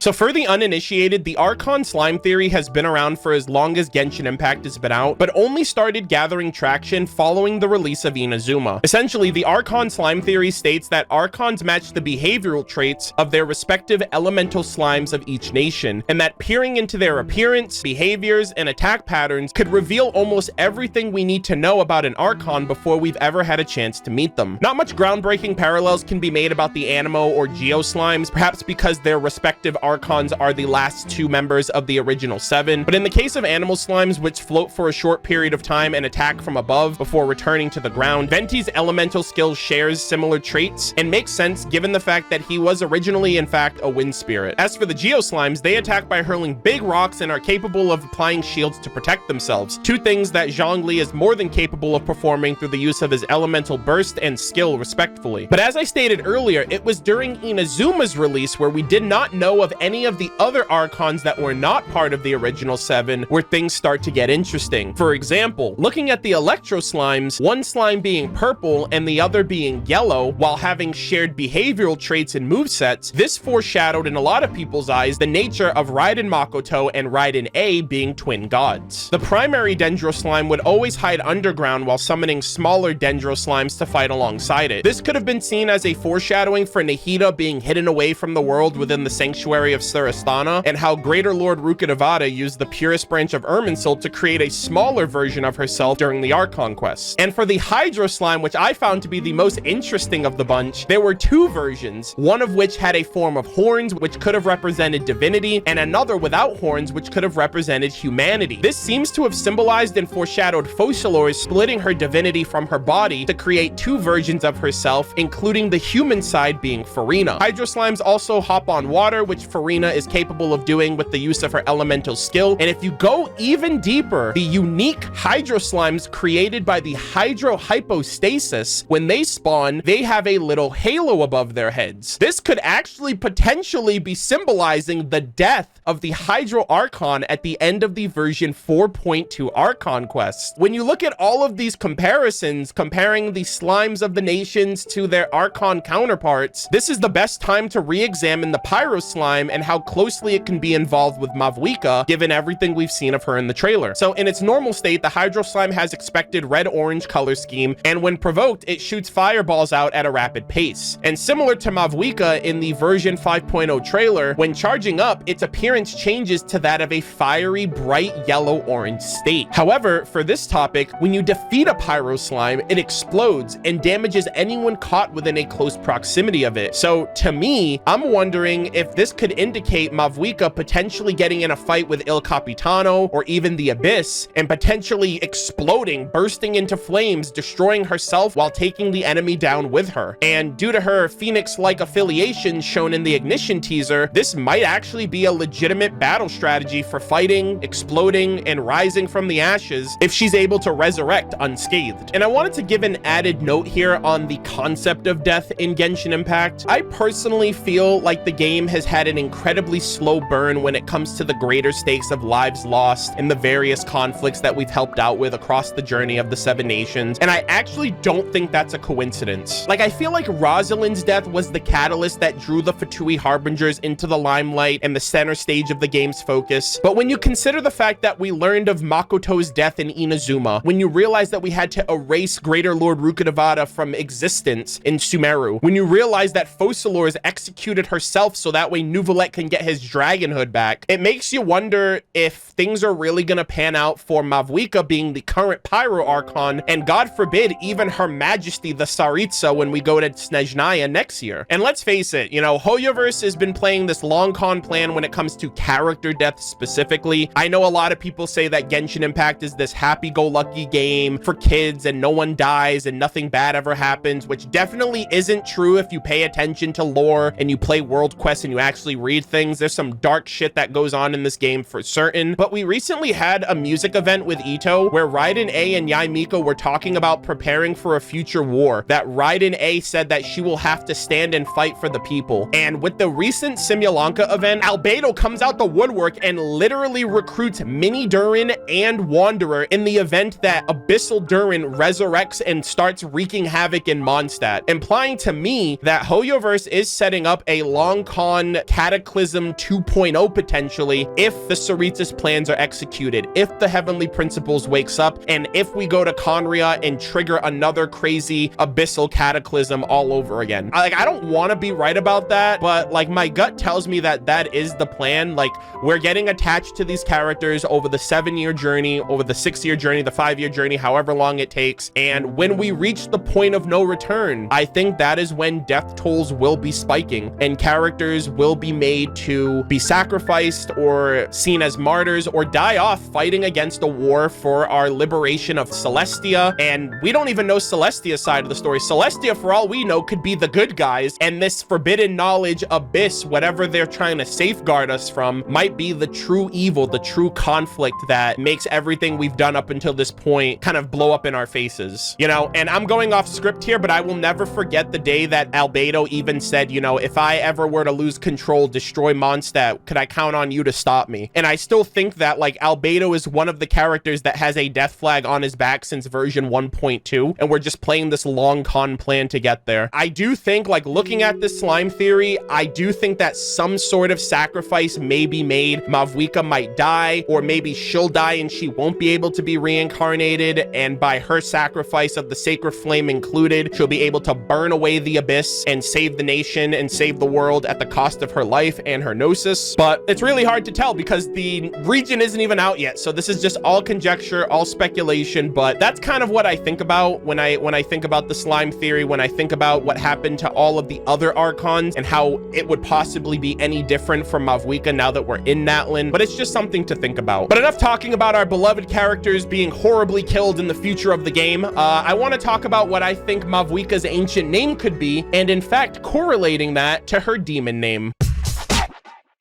Now, before I dive right in, I think it's important to address the elephant in the room in terms of Mavuika. She's the only confirmed Pyro character in the entire nation of Pyro. Doesn't that sound a little odd to you? Like, I get it. Like, when the game first came out, we didn't get a brand new Electro character released after version 1.0 until the Raiden Shogun and Kujo Sara released in 2.1. So, like, I get it from that perspective. Like, oh my god, that's kind of weird. But, like, given the fact that we have Pyro in the game and we're in the Pyro Nation, I'm wondering the significance of why there is no other Pyro established tribe and why Mavuika is the only Pyro character, given the fact that she is the Pyro Archon. But I've cooked up a little something that I think might be somewhat of an explanation relating to the Children of Murata tribe from 1,000 years ago, the Primal Fire, and potentially the return of the Pyro Dragon Sovereign. So Mavuika's ancient name, what is it? Well, first we need to establish that Mavuika is from a tribe of Natlan, since being chosen and bestowed an ancient name is connected to the tribes via the Wyobs and the ley lines. And I suspect that Mavuika might actually be a member of the Children of Murata tribe that still lives within Natlan. See, in the manga, the Children of Murata were identified by their fiery red hair and warrior spirit. Back then, we see that Lady Vanessa and many people like her were taken as slaves from Natlan and ported to Mondstadt. And as we've seen with Lady Vanessa being the first Grandmaster of Mondstadt, the Ragvinder descendant who served in the liberation against Arabian, and even the present-day wine industry with the likes of Master Crepus and Diluc, it seems like the bloodline of the Children of Murata clan settled over the last 1,000 years within Mondstadt's borders. And with Mavuika being the only confirmed Pyro character and the only known character to have a head of red hair, I'm wondering if she is the last member of this long-lost tribe of Natlan, unless they plan on expanding on this with the tribes that they have yet to confirm or yet to reveal in future patches of the region. As for her ancient name, however, I think this name was shared and passed down by her mentor, the previous Pyro Dragon I'm establishing as Xbalanque, and maybe even other warriors who led the charge against nefarious forces across the nation, maybe Tenok and even the Scarlet-Eyed Youth, maybe they all shared the same ancient name of the past. But I did mention this in a previous Natlan focus video that I released about a month ago, actually. Here's the clip of my thoughts on that. We have the Pyro Gemstone. For those who don't know, these gemstones kind of give us a bit of information, a little teasing, little insight here and there for the Archons in particular. And this one says,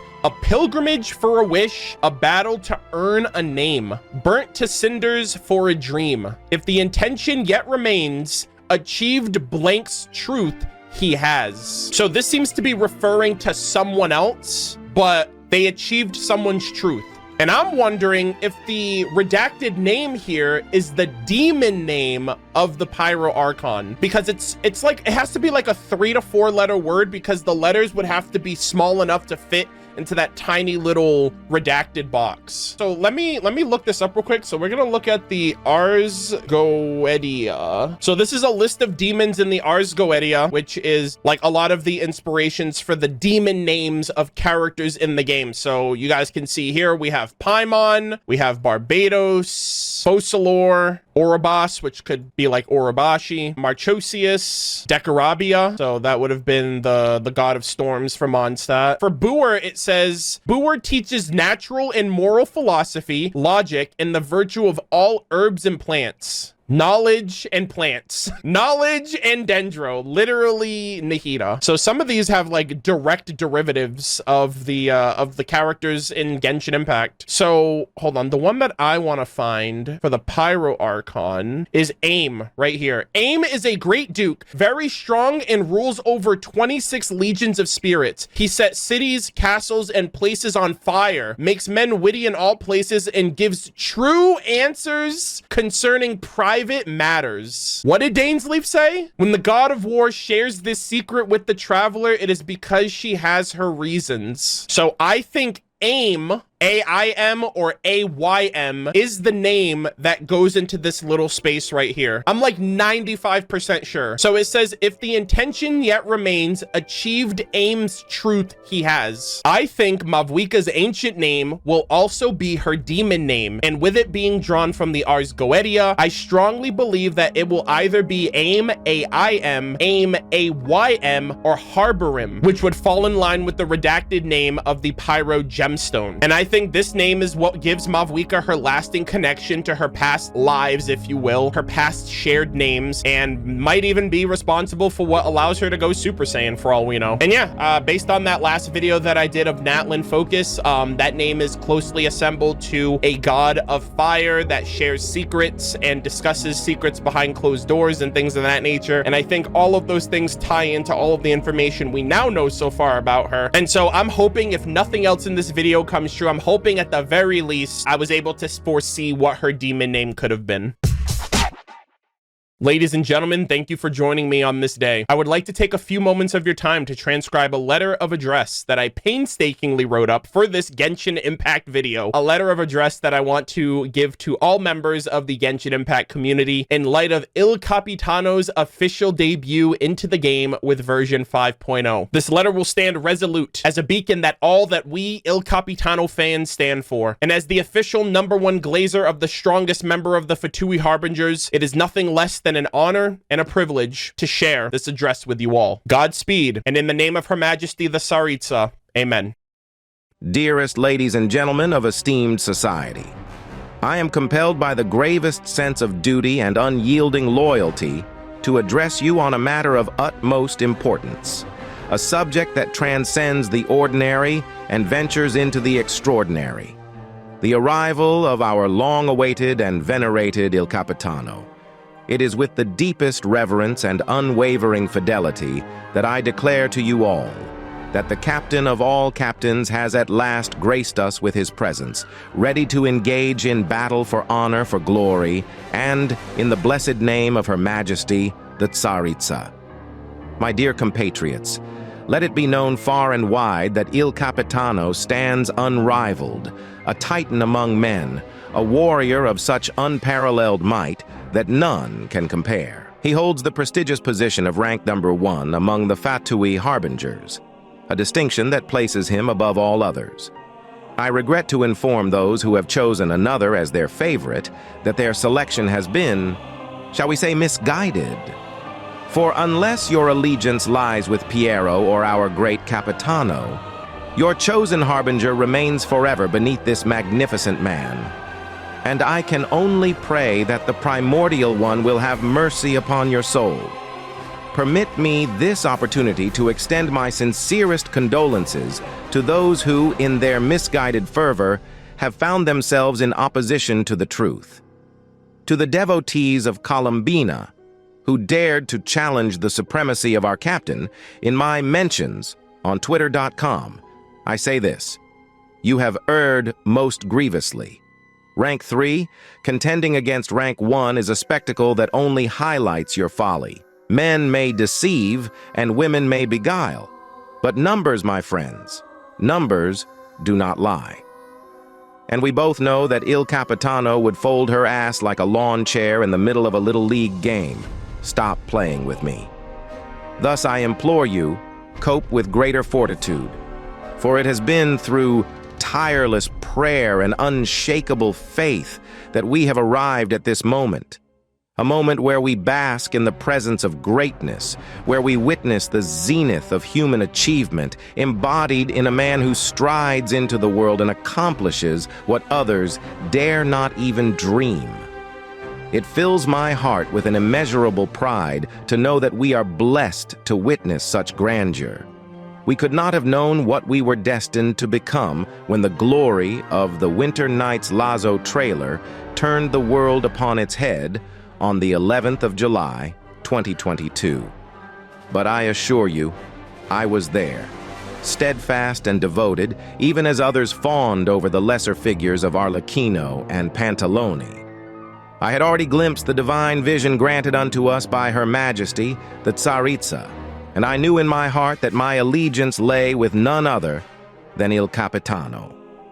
But alas, my dedication could not be proclaimed openly for 2 whole nations.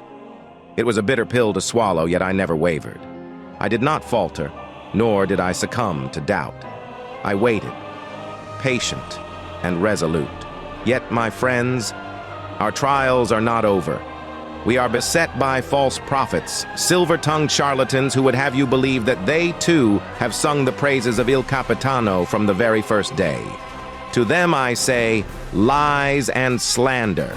These impostors seek to ride the coattails of our devotion, to share in the glory that was never theirs to begin with. For 2 long years, we waited in the shadows, yearning for the golden rays of his glory on the battlefield, and now these opportunists dare to lay claim to what was never theirs? No, I say, not today, and certainly not on my watch. That is why I, with the gravest determination, hereby announce the formation of the Capitano Cope Crusaders, a worldwide task force dedicated to the preservation of our captain's legacy. It shall be our life's mission to ensure that those who did not sing the hymn of his eternal radiance from the very beginning shall claim no part of his glory now that his magnificence is on display for the world to see. And believe me when I say, I shall know who you are. 2 years ago, a select few of us were already aware of the true path, unswayed by the distractions of lesser beings. We knew our duty before the lesson was even taught. And if gatekeeping the world from the promised lands is what it takes to maintain the integrity of the Day One devotee, then as a wise man once said, it is what it is. The Capitano Cope Crusaders Task Force is more than just a badge of honor that we wear into the endless rings of war or a hall monitor privilege meant to be grossly misused by those who have been wronged by society. This is a way of life. There will be those who pray for our downfall, but we shall rise above it in his chivalrous name. Thus, with hearts full of pride and spirits unyielding, let us go forth and fulfill our destiny as the true guardians of Il Capitano's honor. And to the doubters, non-believers, and false prophets of the captain, do us all a favor and cope harder. Yours most devotedly and sincerely, MurderofBirds, Commander-in-Chief of the Capitano Cope Crusaders.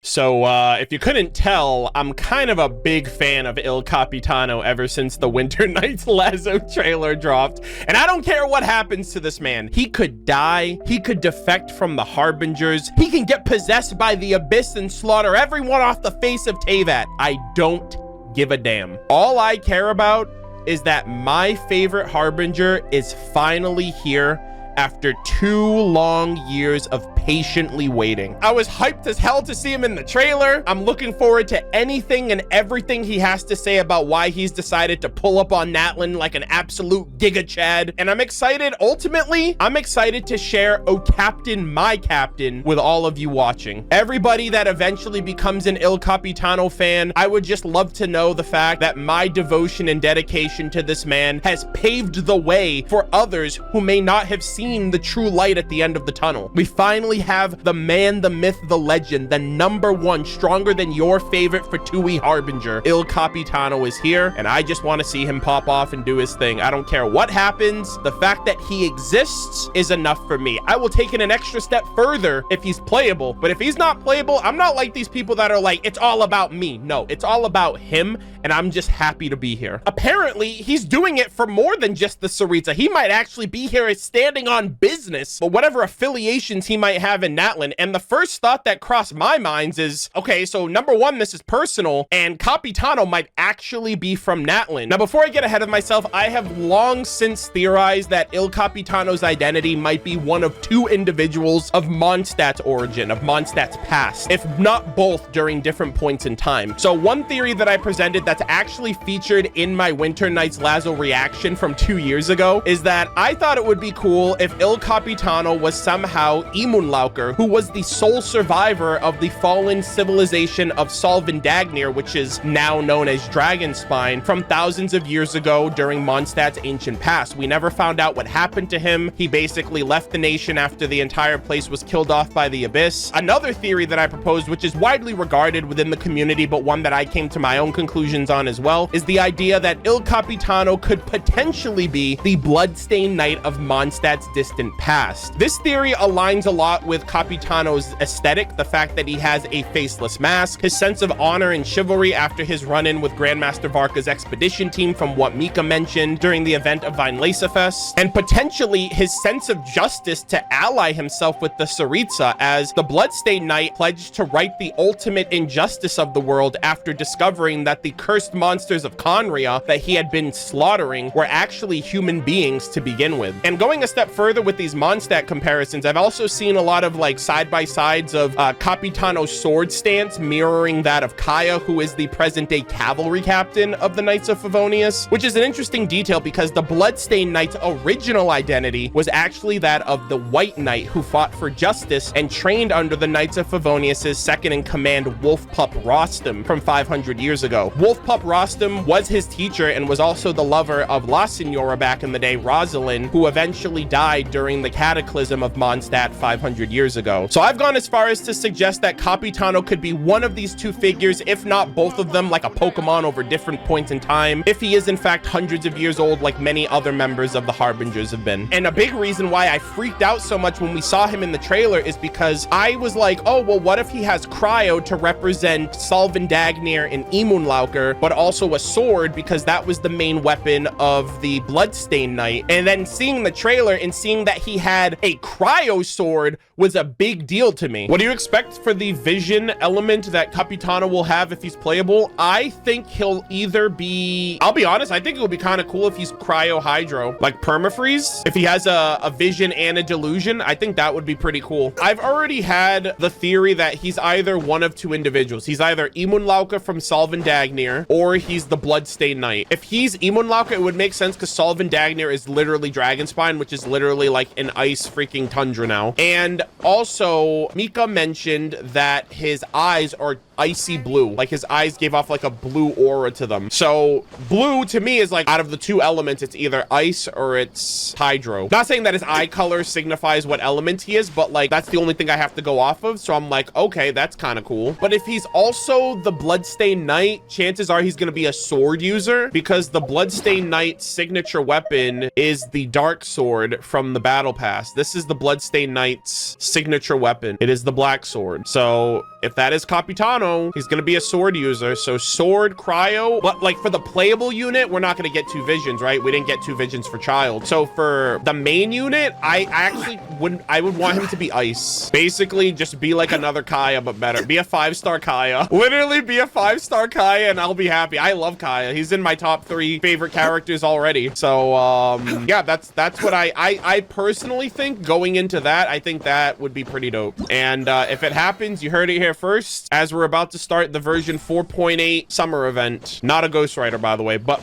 maybe, potentially, I don't know. However, after all of the teases, details, tidbits, and trailers that we got from the 5.0 special program, I'm adding 3 more identities to the Capitano list if he isn't affiliated from Mondstadt. One theory that I want to present is that I think Capitano has the potential to be a half-human, half-dragon hybrid for a couple of reasons. The most apparent clue for this theory is that as he's channeling this dark cryo power to summon his sword, his hand almost almost looks claw-like, as if those are his actual hands. And another being the fact that when he straightens out his arm, his forearm actually looks like he has dragon scales on them. Another reason to consider that these dragon traits might tie Capitano to Natlan is because, with the exception of Scaramouche, who debuted during the limited Unreconciled Stars event during 1.1, we've usually been confronted by Fatui Harbingers in the nation that they also hail from. La Senora lived a normal life during Mondstadt's past 500 years ago. Scaramouche was created by Raiden A as a puppet prototype, aligning his place of origin to Inazuma. Dottore was a Sumeru Academia researcher who was branded an outcast and even expelled from the Academia in the past due to his reckless experimentations. And while Arlecchino is technically from Conria's Crimson Moon dynasty, her affiliations with Fontaine during that time were predominantly focused on her children from the House of the Hearth, being Linny, Lynette, and Freminet. So with us now being in Natlan and the captain throwing his hat into the endless ring of war, it could be that, much like the half-human tyrant king of the past, who we didn't know what his other half was made up of, Capitano might be the bearer of a long-lost ancient name and has returned to his nation to change the rules after Mavuika failed to find a solution for the crisis so far. Now, with this relation to potential dragons, I wanted to bring up one final reference of Simulanka that I couldn't stop thinking about. I know we already did the Simulanka portion, but this one is more closely associated with what I potentially think Capitano could be, and it's something that nobody has talked about, that I haven't seen anyone mention, and so I kind of wanted to bring it to light, and that is referencing a permanent quest item, a book actually, that you get in Simulanka called Dreams of an Ancient Capital. And if you don't know what I'm talking about, in the northernmost island of the Broken Sea area of Simulanka, if you examine the observation prompt and jump off of the edge of the island, you get transported to Alice's secret study, where it features a bunch of different summertime mementos of past summer events. In this room is where you will find a permanent quest item book called Dreams of an Ancient Capital. The fairy tale is about a young woman named Lycia whose homeland was destroyed by a black dragon. Wanting to set things right, she sets out on a journey for justice. During her travels, she encounters a wise owl who turns out to be the guardian of the Kingdom of Dreams. The owl tests out her resolve with a series of questions to see if she's determined to achieve her goals. After passing the owl's trials, Lycia is granted the key to the Kingdom of Dreams in exchange for a lock of her golden hair. The goddess of dreams teaches her the magic art of luring someone into a dream. In the story's climax, Lycia uses the magic on the black dragon, drawing it into a dream filled with vibrant, beautiful worlds. She offers the dragon a choice. If it accepts the beauty of the dream, she will reverse time and restore everything to how it was before the dragon destroyed her homeland. The story ends with Lycia waking up in her hometown, peaceful and restored, with a mysterious black-haired stranger knocking on her door. He comments on her golden hair, which he recalls from the dream, suggesting that the man standing before her was the dragon who had been transformed into a human by Lycia's magic. So after the version 5.0 trailer came out, I couldn't help but wonder if that fairy tale story was a mirrored reflection of Natlan's current events, because Mavuika ends up getting golden hair when she powers up to fight Capitano, and Capitano is a mysterious individual with black hair and seemingly hands and arms that resemble dragon-like characteristics. And given the fact that we're going to this Night Kingdom of sorts, I was wondering if that may have also been a reflection of this ancient Kingdom of Dreams. So it could be that Capitano could be a reference to this black dragon that turned human,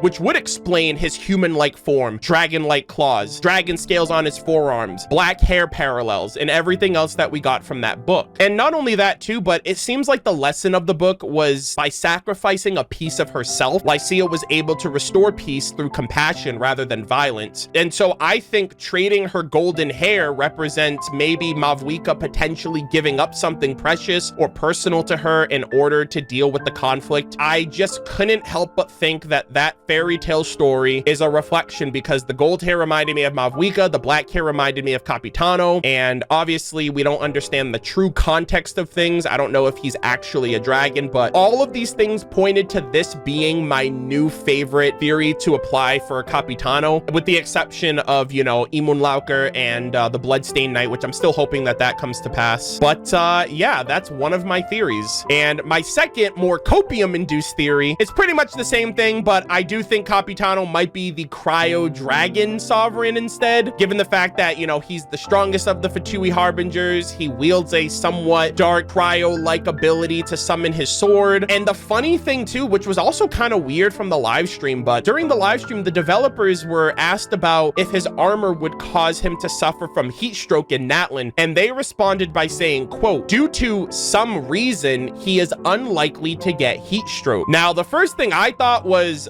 wait a minute, are they suggesting that Capitano is actually like a dead man walking? Like, I literally started thinking that maybe Capitano is some ancient warrior who lost their ancient name and has been wandering the world as like this nameless hollow of a man, like literal Dark Souls style, like bro just wants to find a bonfire to rekindle his warrior spirit or something like that. Maybe the Gnosis is the reflection of that. That'd be kind of interesting. But like, I also was like, oh, a cryo dragon, that would be interesting, because if you take Nouvelette out anywhere that's hot, he's like start talking about like, oh, are you trying to kill me in this weather? And he's water, so he's worrying about evaporating. So maybe the cryo dragon wouldn't have to worry about the heat of Natlan if they have like this permafreeze that everyone's talking about in Snezhnaya being super cold. That's my more copious theory moving forward. So overall, I think it may be one of 5 things. He's either Imunlauker of Solvin Dagnir, the Bloodstained Knight of Past Mondstadt, a dragon-human hybrid similar to that of the Tyrant King and a reflection of the Simulanka book. He is the Cryo Dragon Sovereign in human form, or he's some hollowed husk from Natlan's ancient past. Those are the only 5 things that I can think of, and I'm expecting whatever reveal they give to us to be exciting and hype, because he is my favorite, and I will accept this man no matter what he is. And last but certainly not least, we've arrived at the last major topic of the video. Thank you guys so much for reaching this point. This is a topic that I am convinced we will get more details on by the end of the Natlan Archon Quest, and that is the reveal and or identity of the 3rd Descender. And here's why I think so. In version 3.2, at the end of the Sumeru Archon Quest, through the process of accessing Irminsul records, Nahida was able to share information with us regarding the concept of Descenders, revealing that not only were we the 4th Descender to arrive in Teyvat, but that she hypothesized that the primordial one, Phanis, also known as the Heavenly Principles, was the 1st Descender to arrive in this world, a widely believed claim from the Before Sun and Moon book of Enkanomiya. Irminsul indeed does not have any information on you. However, there must be something different about your sister, because as it turns out, the world has recorded information on her after all. What? There is only one possible explanation. She belongs to this world. Nothing about this makes any sense! Wasn't this your first trip to Teyvat? According to the records I was able to access, your sibling suddenly appeared in Khaenri'ah. After the Khaenri'ah disaster, she began her journey through the 7 nations of Teyvat. But just as her journey was about to reach its conclusion, the Irminsul records on her suddenly become fuzzy. What do you mean, fuzzy? Did something happen to her? All I know for sure is that somebody, for reasons only they can know, is deliberately obfuscating her fate. And whoever it is, if they can do that, who knows what else they're capable of. Even that wouldn't explain how she somehow comes from this world. Something else I noticed was that according to these records, the Fatui have not classified your sibling as one of the Descenders. What's a Descender? Paimon's never heard of it. I'm sure you must be curious about the information I received from the Fatui in return for my Gnosis, right? A very important part of the intel was about this world's Descenders. External beings, ones that don't belong to this world. Traveler, you are Teyvat's 4th Descender. So the Fatui count 3 other Descenders before the Traveler? And his sister isn't even one of them? That's right. My current hypothesis is that the 1st Descender was likely what we now call the Heavenly Principles. As for the other Descenders, I still need to verify their existence. It could take me some time. Now, at the end of Nahida's 2nd story quest, we learned of an ancient battle that took place between the Heavenly Principles and the leader of the Dragon Sovereigns, Dragon King Nibelung, who is believed to be the 2nd Descender who harnessed the power of forbidden knowledge in an attempt to defeat the Heavenly Principles and prevent them from usurping their home on Teyvat. Although my hatred for that usurper from beyond the heavens still stirs deep within me, destroying you and your people serves me no purpose. How did you become affected by forbidden knowledge? It's a long story. We all once believed in the distant past that only forbidden knowledge could give us enough power to defeat the heavenly principles. The Dragon King acquired the power of darkness from outside of this world, and led us in a fight against the order established by the outsiders. Dragon King? An unimaginable war took place in Teyvat, causing destruction on an unprecedented scale. The world itself was on the verge of collapse. In war, the victor would inherit the right to shape the world, while the losers must turn into ash. But I didn't give up on searching for a way to turn the tides, even after the death of the Dragon King. As I attempted to collect more forbidden knowledge from the corners of the world, as it was on the verge of collapse, I was stopped by the giant spike that fell from the sky. Sand dunes arose where there was only forest. And it was as if even Sumeru itself was trying to tell me that the era of the dragons was over. But you still didn't give up, did you? Because of Amun Al-Ahmar. Yes. Al-Ahmar eventually obtained this power with the help of Nabu Malikata. His ambitions continued to grow, and he planned to establish a powerful kingdom in my domain. Although I didn't think much of him, I allowed his actions under one condition. The condition was that after his death, all the knowledge he came to accumulate would belong to me. At that time, I still harbored deep regrets. By the time the Dragon King finally returned, the world had irrevocably changed. Some of the dragons have grown close to your kind, and have forgotten all about our hatred from when the world was taken from us. And some died, leaving behind nothing but their bones, while others chose to flee after experiencing pain and agony. But for me, the scales and will of the Dragon King still shine bright in my heart. Even to this day, I will follow it until the end of my time. Tiny Booer, and the rest of you, continue forward. I shall keep a watchful eye. How far will a life so dear and precious to the heavenly principles be able to go? I wonder. And at the end of the Natlan Archon Quest, we learned from Skirk as well as Nouvelette's profile lore regarding visions that the 7 elemental gnosis were created from the remains of the 3rd Descender, and that they were made through the combined efforts of, quote, the Usurper and the One Who Came After, potentially being the Heavenly Principles and Dragon King Nibelung. And this was the information that also revealed the way in which visions were granted to the people of Teyvat. I can finally catch the scent of your power. What it's made of. It is the authority of the planet's primordial dragons, but with something very similar to a god's curse mixed in. It's quite a novel blend. I'm sure I've encountered something like this before. What was it again? I do not know what you speak of. Ah, of course. How could I forget? You should have the remains of the 3rd Descender on your person, yes? Remains? I've never heard of any such thing. Huh. According to your parlance, I believe it may be called a gnosis. Well, that much is true. After Focalor's divinity faded, she handed her gnosis to me, but I fear I have never heard of it described in the manner that you just did. I've been training with my master, the Foul, ever since I was young, and I have never returned to the surface since. So most of the information I possess, I got from him. It is only natural for those who are greater than humanity to possess a different sort of common sense, which is why there are so many problems in our attempts to communicate with humans. Regardless, you should probably get rid of objects of misfortune to prevent any disasters from befalling you. To live in itself is a blessing. But once a person dies, the bonds he once had with this world shall all turn to curses. This 3rd Descender you refer to, who are they? And when did they die? Master never mentioned them to me. Perhaps it just wasn't that important for me to know. If you're interested, though, I could ask him.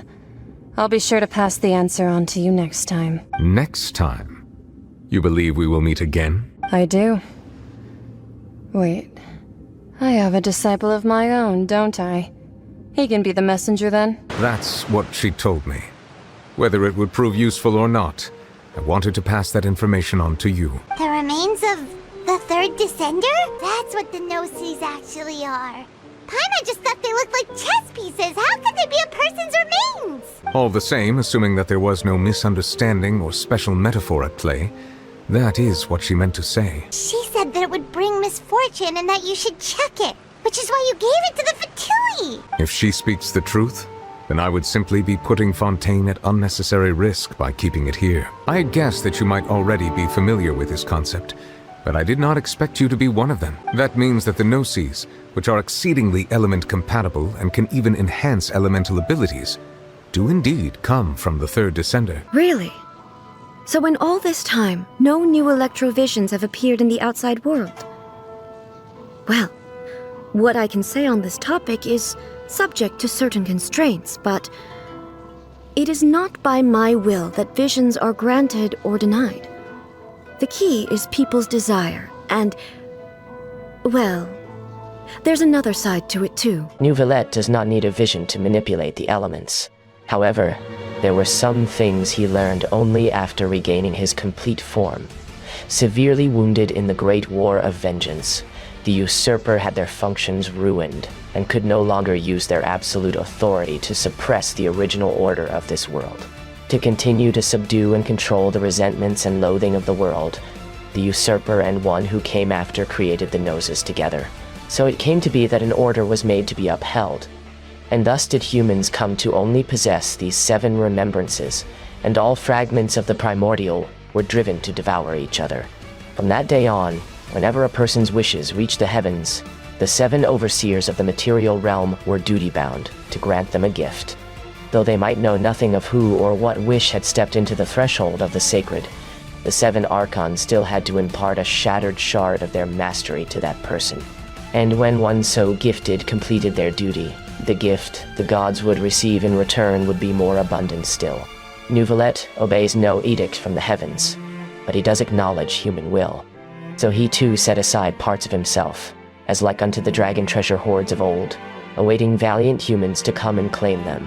So it presently stands to reason that following the Primordial One's victory over Dragon King Nibelung, they were left too weakened from the battle to oversee the world order of Teyvat themselves. So using the remains of the third descender, which we don't know how they died, they created the 7 Gnosis and established the Archon War as a way of recruiting 7 godlike beings that could sustain the new world order as they slept in recovery. That was until the Conria disaster happened 500 years ago, in which case they probably were forced to wake up, haphazardly put a band-aid on the situation, then return to their rejuvenative slumber, where they are to this very day. But this is where things get interesting, because during our time in Fontaine, through the Narcissenkreuz Ordo world quests, we learned that Descenders were properly defined by René de Petrichor. Quote, "Lies beneath the great sea" is itself an interesting phrase. It comes from ancient Sumeru texts and should be read as Narayana, which also means primordial human. This too is my goal, for not all who come from beyond may be as one that descends. That title belongs to wills that can rival an entire world. This is what I seek, the way to become just such a will, one that can protect the world, sustain the world, destroy the world, and create the world. So for those who don't know, René de Petrichor was a child from the Narcissenkreuz Ordo of Fontaine 500 years ago, who prophesied a world-ending cataclysm that would destroy Teyvat itself. And in his attempt to save the world, he wanted to harness the power of the primordial sea and merge the will of countless people, where he would be its host as a descender to survive the prophesied destruction. And in this understanding, he is the one who actually established that descenders can be anyone, be it from Teyvat or the stars, who possess a strong enough will to rival an entire world in one of 4 categories. 1, the will to create a world. 2, a will that could destroy a world. 3, a will that could sustain a world. And 4, a will that could protect the world. And it's through this understanding which is why the Traveler is regarded as a descender, while their abyssal twin isn't. Despite being twin siblings who came to Teyvat together, they do not share the same resolve of will. And over the course of our journey, it also seems that we've learned about descenders who have been able to fit each of these categories despite not having met any of them in game yet. In the beginning of the known history of Genshin Impact, Thanos, the primordial one, arrived on Teyvat from beyond the stars and split himself into 4 shades. This was so he could reshape the world to be made hospitable for the creation of humanity. The first was the Shade of Life, who created the original Hydro Archon Egeria to replace the heart of the primordial sea after the death of the original Hydro Dragon Sovereign. It was also confirmed that Neuvillette could not be reincarnated until after Egeria died for this reason. The second was the Shade of Death, who we have had no involvement with up to this point in the game. However, that didn't stop me from theory crafting, as in my original rough draft notes for this video, I theorized that the Shade of Death might be involved in the history of Natlan in some way that may even parallel that of the Shade of Life. For example, the Shade of Life created Egeria, who was originally meant to serve as the replacement heart for the primordial sea after the original Hydro Dragon Sovereign was killed in the war against Thanos, the primordial one. Yet before her Archon status, Egeria seemed to be actively imitating the actions of her own creator by not only creating the Oceanids from her tears, but going on to create a new form of life when she appropriated the primordial sea to turn the Oceanids into humans. This act actually led Egeria to be imprisoned and labeled a sinner by Celestia. However, after the fall of Remoria and King Remus's death, Egeria was released from her imprisonment and given the title of Hydro Archon to rule over the ungoverned nation of Fontaine. Now, I personally theorize that something similar may have happened within Natlan's history, and it might parallel the actions of Egeria and the Shade of Life, but in an inverse effect, which would focus on the original Pyro Archon and their involvement with the Shade of Death. Now, this is all speculation, but I wonder if the Shade of Death is somehow responsible for the creation of whatever resurrection mechanic or situation is happening in Natlan. Maybe they created the Ode to Resurrection, or whatever deterrent that is allowing people to not die in this war against the Abyss,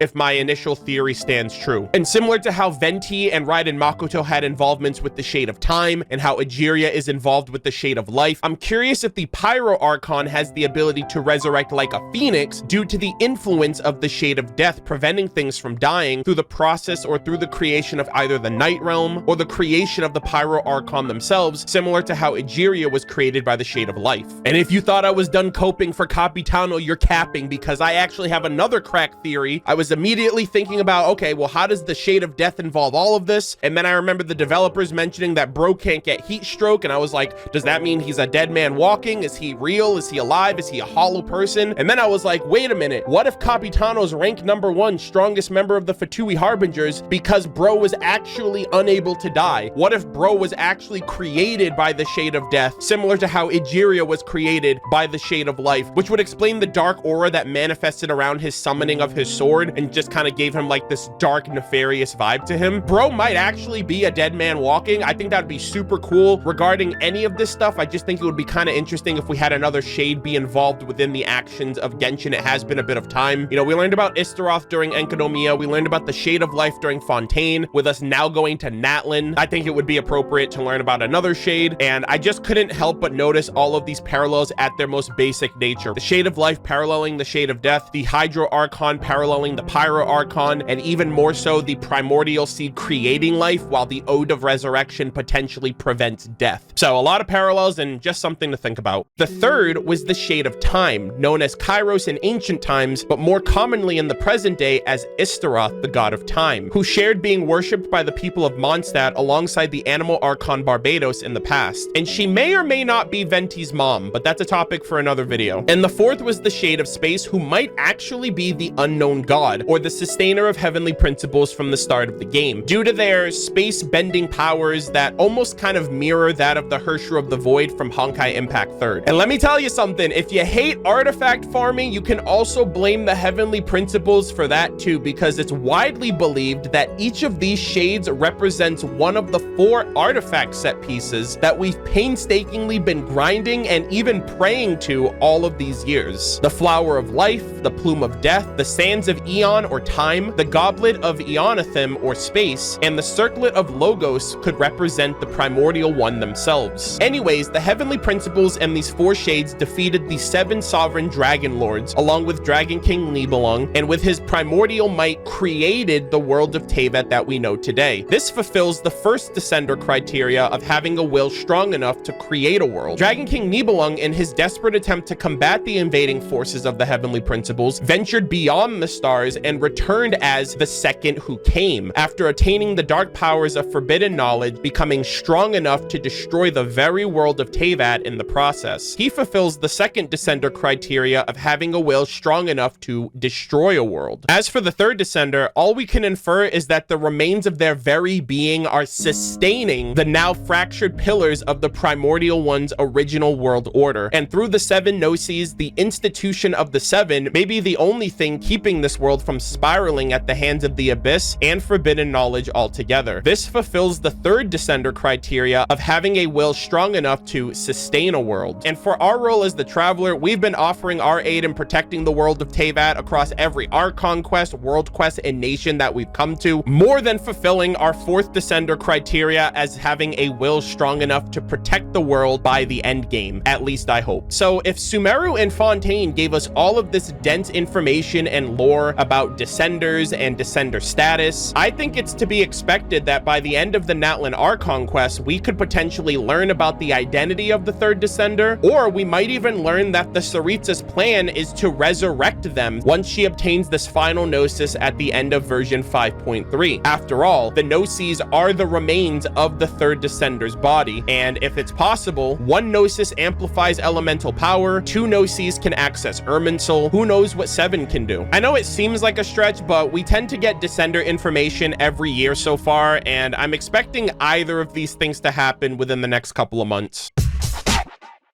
This video, I'm sure, is going to be insanely long, but this is the last segment. I'm just going to give my brief thoughts on anything that I wanted to mention, but couldn't find a place to put it in the video. So I found it very interesting that the recently released Gamescom trailer where they announced Genshin coming to Xbox in November, the opening scene showed Aether standing in the middle of the stadium arena, and bro literally didn't have an element. Like, his earring and chest, which are usually colored the same as whatever element he's resonating with, was black. Now, this is different from when the game first started and the Traveler was elementless, because in those instances their earring and clothes were colored white. I mean, it's bad enough that we're getting cucked on the Pyro element until later in the story apparently for Natlan, but if it's colored black, I wonder if that's either an error in production for the trailer itself or if something funky's going on in Natlan. Ian-san is confirmed Electro, which was quite shocking, no pun intended. That was a shocking surprise to me. I always thought that Ian-san would be Pyro at the very least based on her explosive introduction in the Travail teaser, but I'm excited for her regardless. I'm definitely getting her whether she's a 4-star or 5-star unit. She's also from the collective of Plenty tribe, and that's actually the same tribe that Waskar was from the unfinished Reverie set, which is kind of cool. That is the tragedy of your short lives. You understand nothing of all-encompassing power. After hearing that Abyss Herald's voice, I seriously hope that we see Enjo again before the release of Snezhnaya next year. I mean, the fact that we haven't seen him in any permanent content since Enkanomiya's release in 2.4, or the fact that he's only ever been voiced one time in a limited piece of content for 2.5's Enka event, I think that's ridiculous, and I just really hope we see the dude again. They didn't know that the darkness of the Abyss was a terrible poison to elemental beings. Oh, so he double-crossed them. So, they thought you had betrayed them? I mean, I totally did betray them. To be fair, it'd be pretty humiliating for the Abyss Order if we unleashed the power of the Abyss on them and they were just frolicking around with no side effects. Oh my god, I love a good villain. You are pure evil! I'm just a marginal figure in the Order, unlike those who are falling over themselves to serve our Highness. I'm interested in more inconsequential things. Wait, oh my god, that's our sister! I'd better go. I would say, see ya, but I probably won't. Oh, I hope we see Enjo again. God, I love Enjo. He's so entertaining. Oh, Paimon's so angry! He got away again! That's how you write a character, man. That's how you write a character. Fuck Dainsleif. When's Enjo coming back? The voice acting did him so much justice. I feel so annoyed that they didn't voice act the first world quest for this whole event. They have to keep the voice acting up now that he's established himself as a character. Like, you gotta keep that going, miHoYo. Sheeshers, dude. Oh my god, that was awesome. See, and the cool thing about that too is like he's aware of the sister, and I guess there are other Abyss Order that are trying to, like, you know, simp for her or whatever. He's like, yeah, I don't really give a shit about that lady that's commanding us. I'm all about like my own motivations and goals, and I love shit like that. I love a good third party. I love a good wild card. So my reaction's up on the channel at this point, but I loved the performance of the Natlan Live Symphony. I just appreciate whenever they do music orchestras or just any type of live concert performance, because that's the kind of stuff you'd expect to like pay to go and see live, which they also do those live concerts as well. But I just love being immersed and being like able to just experience new nation music, and also the music that we're going to be able to see once Natlan comes out and be able to hear and be immersed by. Very, very exciting overall to hear and see. Like, the music is probably my second, if not my favorite thing of experiencing whenever we go into new territories, new regions, new areas of the game. And that's definitely one of the things I'm going to look forward to once we go to Natlan. Also, I think it's super impressive how they also had certain aspects of the vocals of the live performance be directly transcribed from the Pyro gemstone description text. So that like has me even more excited for the fact that we'll learn about what the Pyro gemstone implies for the Archon Quest and whatever other lore we get in the nation, which is nice. So I didn't have a proper place to mention this because it's actually like a huge deal, but I did notice that there is a Celestia nail present during one of the like dark, like, I don't know if it's like the Night Kingdom or the Abyss, but that one dark area of the trailer portrays and shows a celestial nail just out of shot. You can see like a part of it from the ceiling area. Celestial nails are usually dropped down to suppress the spreading of the Abyss or even forbidden knowledge in the game. So I wonder if these were thrown down to protect Natlan during the Cataclysm or even an earlier event at some point before the Heavenly Principles went to sleep. And it's also a big deal because we haven't seen a celestial nail in quite some time. There were none of them portrayed throughout any part of Fontaine, and the last one that we got mention of in-game was from King Deshret, who used it to power the Eternal Oasis in the desert of Sumeru. So this is going to be the first new Celestia nail that we have in-game since version 2.6 of the Chasm. So I'm really excited to learn about all of the potential lore that we'll get regarding Natlan, their relationship with Celestia back in the day, what these divine nails are doing in these areas, and like how this is going to correlate to the plot with the Abyss now. And last but not least, big shout out to everyone that messaged me and just RWBY fans in general who immediately correlated Mavuika's hair turning yellow to that of Yang Xiaolong from RWBY, who does it very similarly because it's a reference to the Super Saiyan state from Dragon Ball Z. I did notice and like immediately correlate that to her. I made a tweet about it, which was pretty nice. And yeah, like big shout outs to everyone that tagged me in that. I thought that was really funny and really cool. And that is it, everybody. That is it. That is everything. I have no idea how this video is going to turn out, but it is done. These are all of my thoughts, theories, speculations, cope, and hopes for everything going into version 5.0. At the time of recording, it is August 24th, 2024, a few days before Natlan comes out. So I don't know when this video is actually going to hit because now I have to edit the audio and then I have to add the B-roll and do add all of the extra editing so that way it's a presentable video for you guys. But yeah, this was a huge undertaking. This took me a couple hours to put together. Also, here is the unblurred image of my original theory notes from a couple of weeks ago. As you can tell from the result of this video, much was added due to 5.0's trailer reveals and everything, and I think it's also astounding that I could yap for this long about stuff that I have no context of going into Natlan. But yeah, let me know what you guys think of the video. Let me know what you guys think about anything that I mentioned, what your thoughts are. If Natlan is already out at the time of recording, maybe you guys can confirm or deconfirm anything that I mentioned based on when you guys are seeing this video. I'm expecting this video to potentially have some constant back and forth until the Natlan Archon Quest is done, just because I did try to foretell, or like not really foretell, but I tried to apply my theories with a little bit of foresight just based on like what I'm expecting for the overall Archon Quest. But I think next time I'm just gonna stick to doing a regular trailer analysis like a normal person. But yeah, overall, thank you guys all so much for watching. Thank you for the support. I appreciate all of you guys who were patient and awaiting this video. I wanted to get it out long before the 5.0 dropped, but I'm pretty sure this video isn't gonna be out before then. But yeah, thank you guys so much for watching. As always, leave your thoughts of anything and everything everything in the comment section down below. And I will see you guys on the 30th for Natlan, and thank you all so much for watching. I'll see you all in the next one.